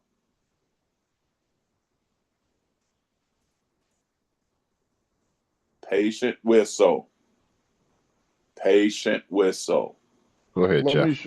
Let me show this play real quick. This happened today. And this is kind of goes into what Tracy is talking about. Okay, let's look at the setup. Opposite table lead, opposite table trail, table side center. So this is not necessarily just about a patient whistle, but this is about our coverage area in a 3-person. And having understanding of where. Hey, stop for 1 second. Go back, Jeff, for 1 second. Go back for 1 second. I ain't gonna interrupt you no more. I promise you. Okay, you fine. No, I promise you, man. Now look at Jeff. He's the center right there. Let me say this to you. That is called inside out refereeing. He's refereeing from inside out. He has his back to his inline, to the inline, and to his sideline. That's refereeing inside out. You can do this. Don't let nobody tell you you can't turn your shoulders. What he did was he got 2 players in front of him, and Jeff can referee 3 players. That's actually what he's doing. That's a very good point. That's refereeing inside out. Okay? Just look at what Jeff is. That's refereeing inside out. And let me say this. If that ball stays on that side, you need to possibly move your feet to go closer to that player. Yes. Okay? And pull the lead to the other side if the ball stays there. Now, if you play this out, he starts going to the other side of the court. So now that doesn't apply. But look how we are in the position. We're all in defendable positions. The ball's moving around. There's no real reason for the lead to rotate right now. And this is what will happen. And actually there was a time we used to rotate a lot. We don't rotate as much because now the game is now changed to where they take shots. So now this play goes to the trail side, and now it goes to the basket. So let's talk about who has what right now. Let's start there. Where did this play start?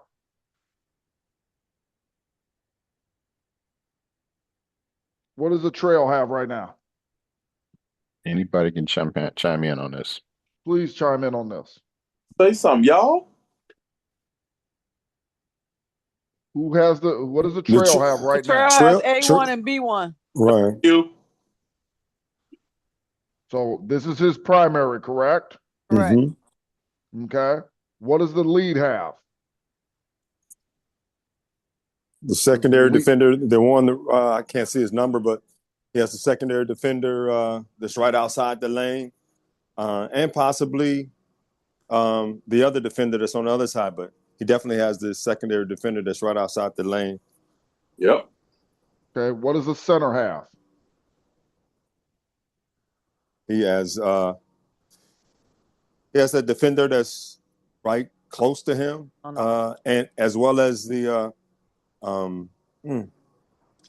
defender that's close to him, and then he's probably want to see the black kid that's at the top of want to see what he does. Yeah. Let me ask this question. Does the lead or the center have any competitive matchups? No. Why? Because they're the players that they're defending are they're like 5 feet away, and they're not doing anything. Okay. That's why I'm asking this question, because this is important to know. The only competitive matchup that is really on this floor right now is in the Trails primary.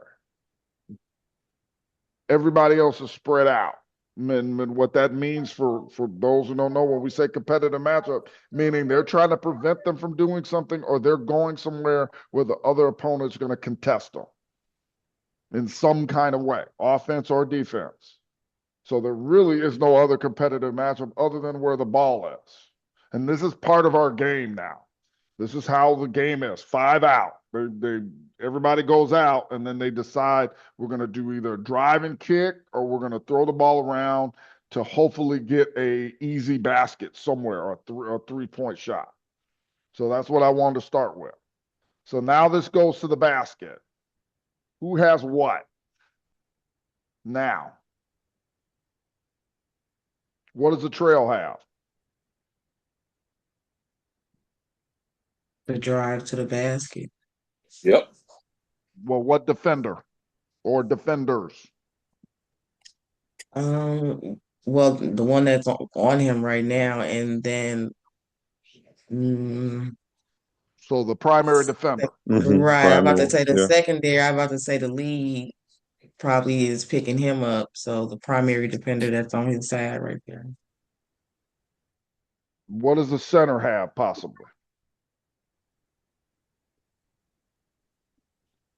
Right now. We're talking about at this moment. I mean, he has a good look on the play too, as far as what's about to happen. I mean, unless this white player jumps in his view, like he can see what's going on with the primary defender and the ball handler as well.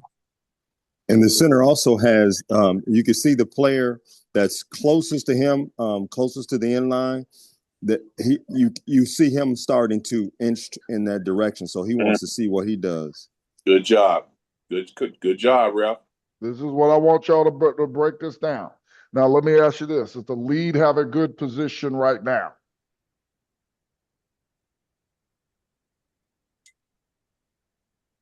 Yeah, I agree.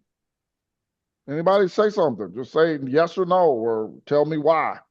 Come on, y'all. I mean, he looked like he mirroring the ball, but with the drive coming, he might, he can step back a little bit so he can have a better view, but so he shouldn't get closer.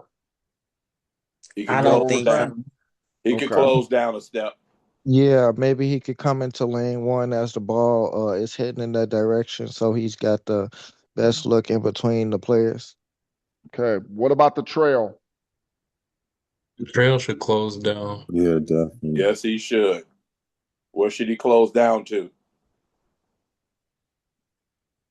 Closer to that R or the K in York. Yep. On down. Should the center do anything different?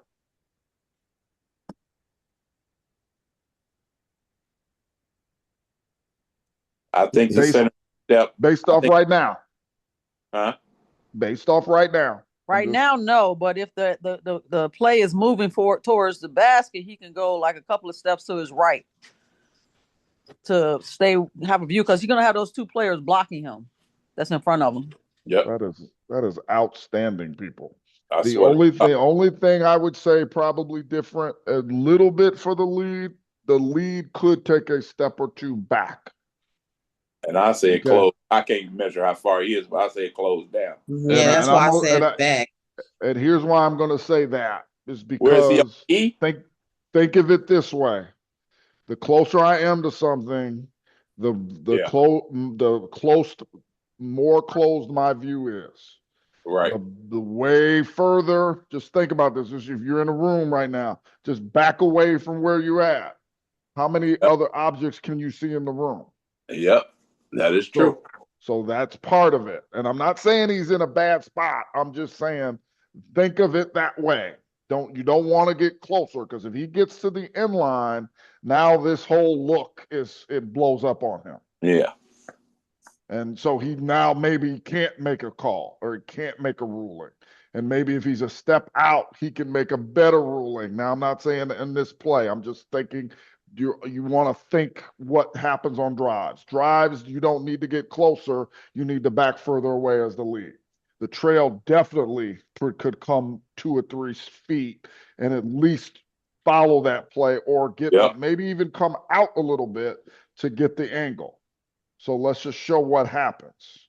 And also, the trail has this defender. Yeah. Because if this defender does something, he might be the only one that can tell. Theoretically. Does he have the defender all the way to the basket? Yes. Yes. He takes the defender all the way to the basket because this play originated in his primary.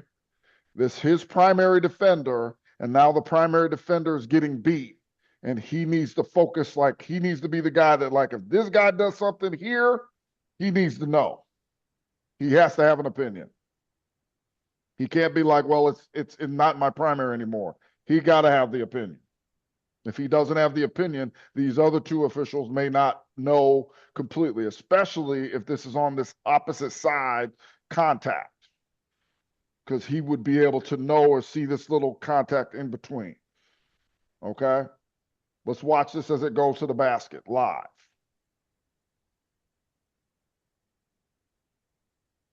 Okay. So what basically happens is now this defender is beat, and it's kind of hard to slow down, but the primary defender actually kind of chucks him a little bit. He kind of bumps him a little bit. Right there. Yep. He accelerates him. Okay. Which means, now, is he going to get this shot blocked anyway? Probably. Small guard, taking on 2 potential secondary defenders. He's not going to make this play regardless. But this defender kind of does a little shove. Let me see if I can slow it down. No, I can't. Into 2 defenders. Now, their straight line, the lead and the center. The lead and the trail. They don't have a look, because if you look at this contact, he's looking through his back. And maybe if he had come down maybe to the K in York, maybe he sees this a little better. just can help on the play. Because if nobody else gets this, he's got to be the one that primarily gets this. The lead is not in the most defendable position for this defender, but he can tell if these defenders, he has a little bit of an opinion about these defenders and if they make contact. So he can kind of help on these two defenders. The center doesn't have really any competitive matchup. So because he doesn't have a competitive matchup, which is me, he's got to kind of have kind of a kind of look and see, did he get fouled? Did these guys see it? And it looks like they don't see it.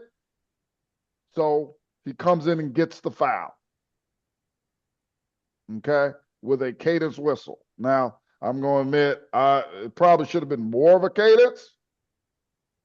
But since they don't have a good look at this play, you can't just be like, well, okay, it's in their primary. I can't call anything. This is what we call an open look. If you have an open look, you can get something out of your primary, especially with plays where you don't have competitive matchups. Tracy, do me a favor. Explain what are the 3 reasons why we should have a late whistle. It has to be what? It has to be late. It has to be right. And it has to be needed. And that's what Jeff did. That's what Jeff did. Came in late. He was right. And it was needed. And let me also explain it this way, too. I am processing this as in they don't have a whistle. They don't have a whistle. Wait a minute. He got fouled. Where's their whistle? I got to get this. So that was your self-talk through that play. That's my self-talk. Like, that's a foul. So that's a foul. Wait a minute. Why does nobody have a foul? And this is literally a half a second in your thought process. And then you got to be like, okay, they're not going to call the foul. Boom. Let me get that foul. Can you go back to the beginning of the play and and this is probably really something really good. I hope everybody's taken away from this, but especially the young officials. When we talk about self-talk, can you kind of walk through this play from your position as to see, like, what are you thinking as each frame goes by? Okay, so as this is going, I got a ball handler that is clearly in the middle of the floor, but he's coming to my side. So one of the things I'm thinking of is thinking of what if 2 goes over here to screen this player.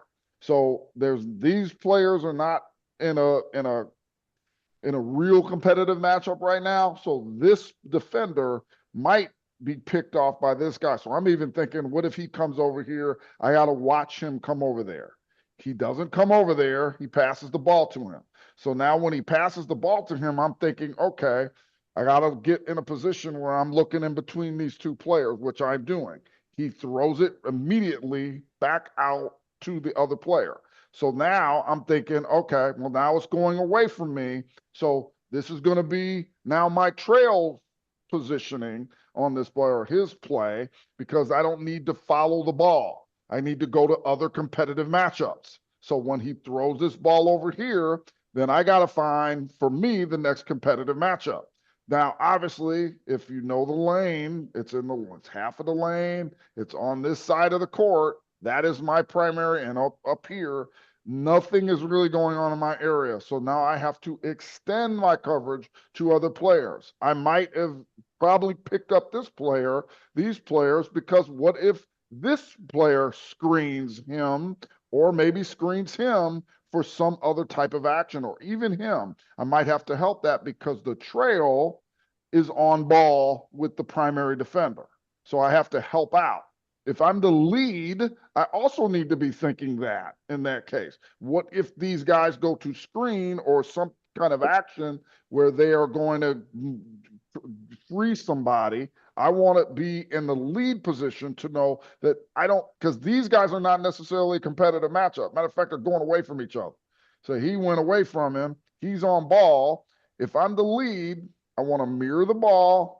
I'm probably not watching this play, but directly, unless he comes somewhere maybe closer to me or comes maybe on the other side, I might have an idea because I got to worry about secondary defenders.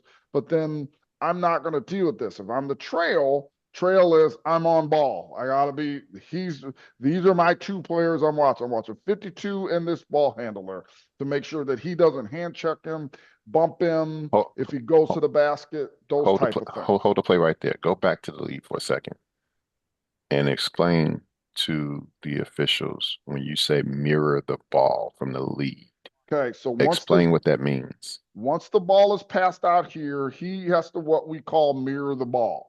And mirror the ball means he's got to be proportionate to where this ball is. Now, it is outside the three-point line, maybe close to the sideline. He does not need to go all the way out here. He just needs to be probably a step or so inside the three-point line. And actually, he can turn his hips a little more to that play to just kind of be like, okay, I got that play and maybe these defenders if something happens. Because if these guys start to jock for position, then he's got to stay on this play because he knows the trail's on it. But if he mirrors it, when that ball goes to the basket, if it goes from the basket from that position, he's in a good spot already without having to take a step or two and barely move his head. And now he can get to the secondary defenders because he can see it out his periphery.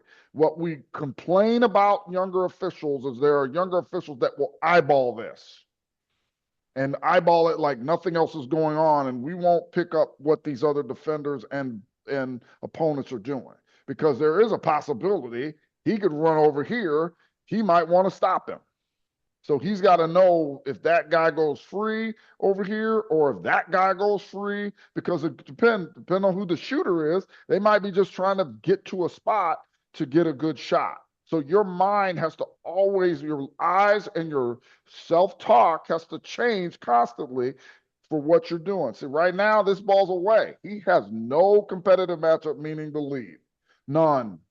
So he has to kind of extend his coverage. He might even help somewhat if one of these guys screen this player because he's on ball, he can't turn his head to here. And the center also has to start thinking, okay, where are these players going to go? Now you look at it, number 2 goes through the lane. So he's got to kind of pick this up to make sure he doesn't chuck him off or he set the screen. Or what if he set the screen here? We might have to help with this screen, both of us, because there's no competitive matchup otherwise, because now the ball's coming to the center's position. We got to kind of pick this up. So now the ball's in the center's position. So I'm thinking, okay, I got on ball. Is he going to shoot? Is he in position? What if he drives?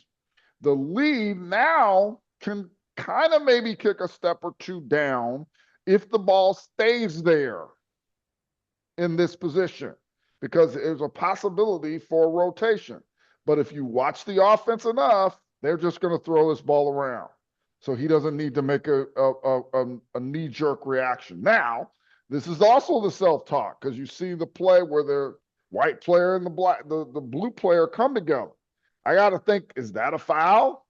Did he push off? Did he lose his balance? All of that is in my thought process. In my opinion, I ruled he just lost his balance. He didn't go through him. He didn't push him. Again, this is what I'm thinking. I'm thinking, okay, that's not a foul. Nobody complains that it's a foul, but you gotta know, at least in your mind, did that foul take place? So as this kicks over to the other side, this is still my play right now, and I might come out, but he throws it to the other side. I'm also giving some information about the shot clock, so I know the shot clock situation is below 10 seconds. So I'm giving a signal. That's what I'm actually doing, giving a signal to let them know, hey, we may be in that situation. So as this transitions, from my standpoint, I want to pick up to see, okay, now it's coming to the basket. What defenders are going to come to the party? Because I don't have primary on secondary defenders, but I have secondary coverage on secondary defenders, potentially. Because if he this happens and he doesn't do anything, I might have an opinion about this play. Now, when I say have an opinion, I may not have a good angle on this particular play, but I did pick up this little contact that accelerated the player, and he gets shoved in the back, and neither of them have a foul. So I am sitting there thinking they don't have a foul. That's a foul. No one has a foul. I got it. And that's kind of and all of that is in seconds when you're thinking of that. And I'm not only telling, I'm saying who the foul is on. I'm kind of pointing, said the foul happened right here. We can debate about whether that's a proper mechanic. I'm saying he's not in the shooting motion. Now, let me ask this question. We have a new rule. Is this a shooting foul? I was about to ask that question. I was just going to ask that question. So he shoves him right here. Is he shooting? Based off of our rule.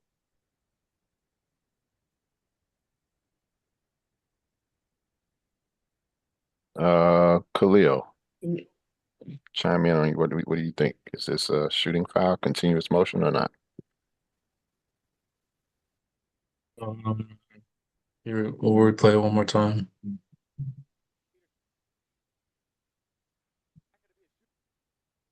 I would say on the ground. Why? Because he started going up way after the contact. It wasn't he wasn't in a shooting motion. He wasn't, while the illegal contact was happening. Okay, the foul happens right here. What is he allowed to do at this point? Continue his. I forgot how to explain that by rule, like according to the rules, knowledge. Can I chime in? Yes, please do. As he started his throwing motion, it appears he's allowed to finish that throwing motion and go for a basket. If the basket if the ball goes to the net, the basket should be good. Okay, so what does finish his motion mean? Or complete his throwing motion. What does that mean in our rule? You're looking for is the word you're looking for continuous motion? No, I'm looking for what specific action that can he do? Active shooting. Okay. I'm just throwing some stuff out there. Let me help you out. How many steps does he get? Okay. By rule. By rule. One step. He gets that one step after he ends his dribble. Anybody else agree with one step? I agree. And we got to know this, people, because this is part of the new rule. Yeah, man. According to the rule, this is Keith. According to the new rule, according to 1.5 that you normally get. Does the rule book say 1.5? For a shooting motion, yes, you get 1.5. That's what the rule book says? Yes, that's okay. How I interpret it. Yes, 1.5. No. Listen to the question. Is that what the rule book says? For a shooting motion, yes, 1.5. Okay. All right. Can you let us know exactly what it says that in the rule book? Tell us the page number in the rule book. And God. Chapter and all that stuff. This is important. We need to know these things. Yeah.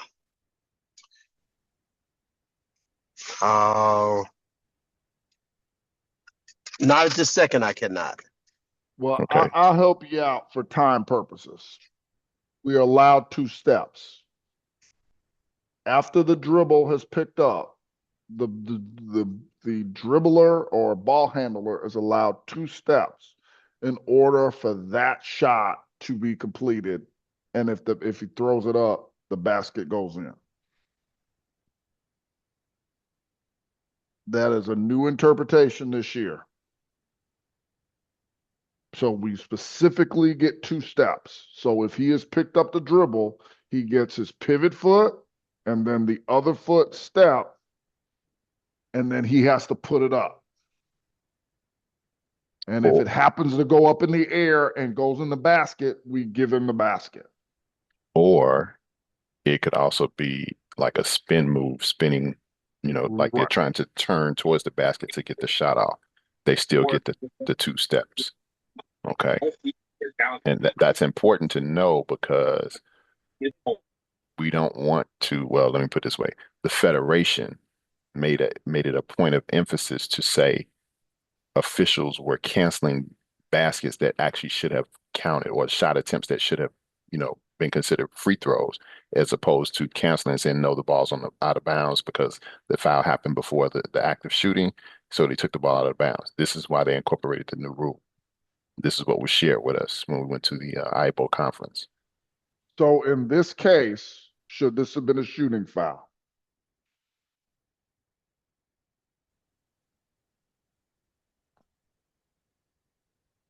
Anybody? Yes. Yes. Yes. It should have been a shooting foul. This is incorrect. And this is why watching film is so important. Because you can watch film and see things that you didn't realize in real time. This should have been a shooting foul. And the reason why it's a shooting foul is because he was still within those 2 steps. Absolutely. And I'm going to say this. If we're going to give him the benefit of the doubt, give him the benefit of the doubt of the 2 steps. Don't be so quick to wave this off. This is a personal bad habit that I have. I just a bad habit, and I hate it. And I even have gone into pre-games and said, guys, I got a bad habit of waving off shots. And I used to not have that. I don't know why I developed that. But here's the other thing I want you to think about. What if one of my partners think he's shooting? Can they tell me? Yeah. They absolutely can. Who makes the final decision? The calling official. The calling official. Are we sure? And I think that's fair. The call official maybe gets the ultimate decision because they are the one who made the call. But if one of those officials come to me and say, hey, Jeff, I think he was in the shooting motion. You know what I'm going to do? Or you say he's in the shooting motion? He was on his way up. He took his 2 steps. 2 shots. I'm not going to argue with them. And the reason I'm saying this is because we are teaching this now. This is more of a crew call. Get this rule right. If you have information to give to your partner, get them to, even if the dumbass waves it off. Okay. I wonder who that guy is. I wonder who that dummy is. Okay. Come in and say, hey, dummy, give him the basket or give him the 2 shots. Because here's the other thing. Y'all see the time in this game? Those free throws would be important. It's 4 minutes to go in a 3-point game. You think that might help a team or take away from a team if we don't give them the shots or the opportunity to shoot? Absolutely. So get that right. And always remember, from a coach's standpoint and the official standpoint, the last 4 minutes are crucial to every game. They are crucial. So let's make sure we handle those last 4 minutes the right way with the least amount of mistakes as possible. And guys, I'm admitting this. This is a mistake. This happened today. This is a mistake on my part and the crew's part. I should not have been waving off the shot. Because also what you can do is if I blow the whistle and let's say I don't wave it off, and I might go to one of my partners and say, hey, do you got him shooting? And he tells me, yeah, I got him shooting. Is that better than me waving it off and then saying, no, he's going to? Good point.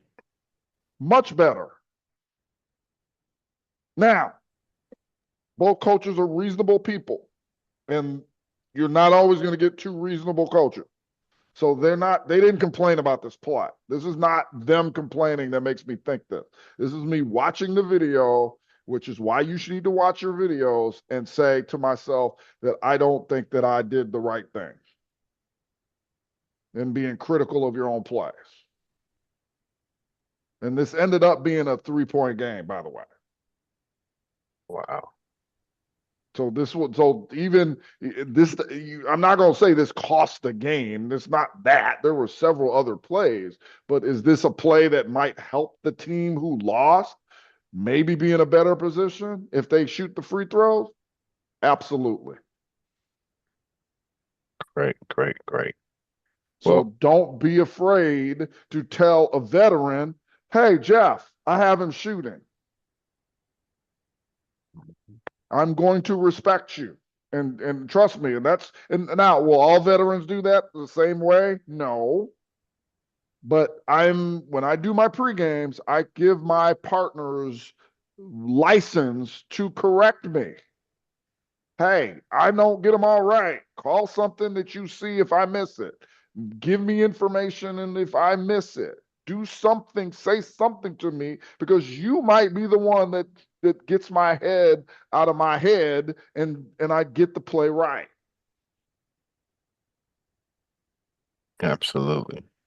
Do Great not point. be Great because point. I got state finals or Tracy got state finals or Black got state finals that you can't come in and tell us we're wrong. And you don't have to say we're wrong. Hey, Jeff, Jeff, I think he's shooting. Even if my dumb behind waves this off. Great points.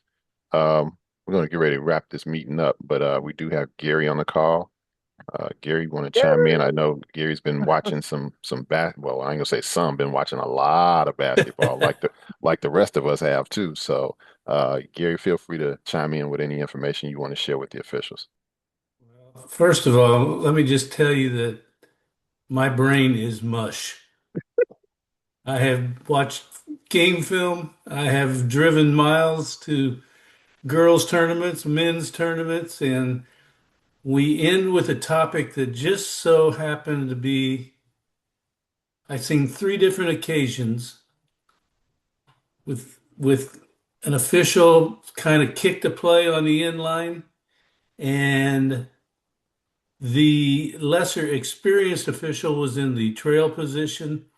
The most experienced official was in the lead, which goes to show you that even the veterans make mistakes, obviously. Absolutely. But the lead official on the end line kicked the call, and the trail call. I was sitting in the second row, right on the play behind the lead official.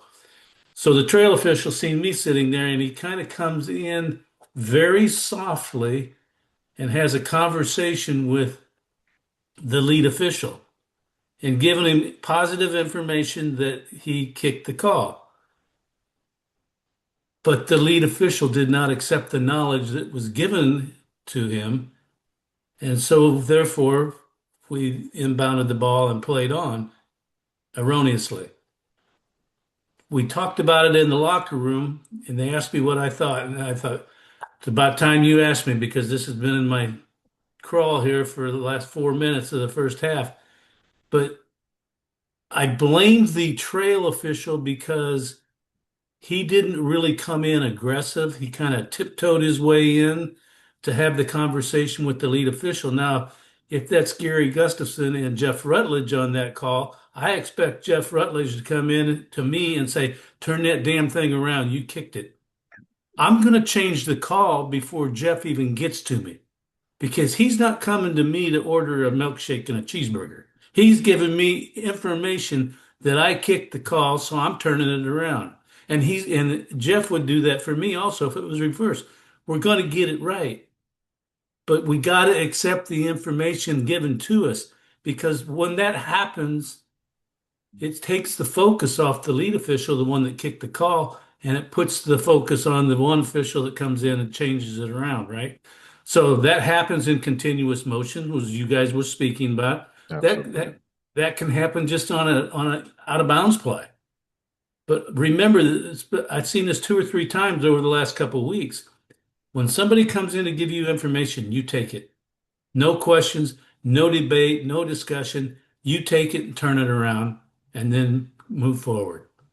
So great points. Great points. That's some good information. I think that even, kind of hate to say it, but sometimes we get I'm not going to even say veteran official. I'm just going to say the stubborn official that doesn't want to take that information. It could be a young official, veteran official, doesn't matter. So everybody, you heard it from our head interpreter for IHSA for basketball, Gary Gustafson.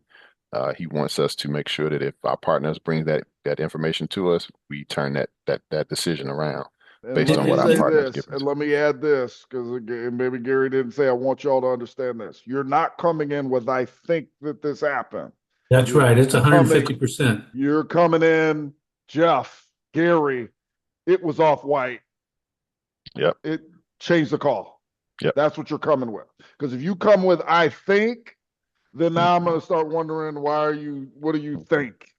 Like, give them the information and then be a good partner and go with their call.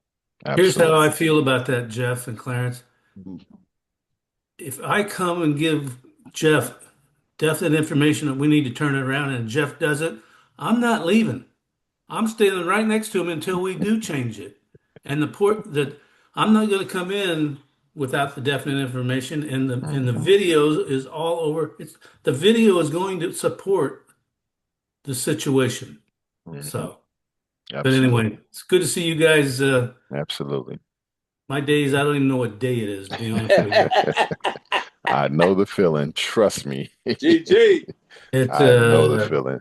Collinsville played yesterday on Sunday, 16 games on Sunday. Oh, wow. And then I was there today, and Mascoutah Girls, I've been all over. Yeah. And watching some of the Chicagoland areas up there in you guys' area, watch them work and stuff. And video, it's the best teaching tool in the world. The big eye in the sky do not lie. That is true. Always keep that in mind. Absolutely. But thank you, Gary, for being on the call. I know you've had a lot on your plate the last few days, but we appreciate you chiming in. Trust me, I know the feeling because I've been doing the same thing you've been doing. So my eyes across my days are mixed up. So I know exactly how you feel. So, but that'll be that. We're going to wrap up the call tonight. Everybody, thank you for being on the call. We will be back next week. And FYI, Gary and Jeff, I did contact. I talked to Alan Goldberger, the attorney, sports attorney. So he's going to give me a call tomorrow, and we're going to get him on the call to talk about some legal aspects of officiating that all of our officials need to be aware of.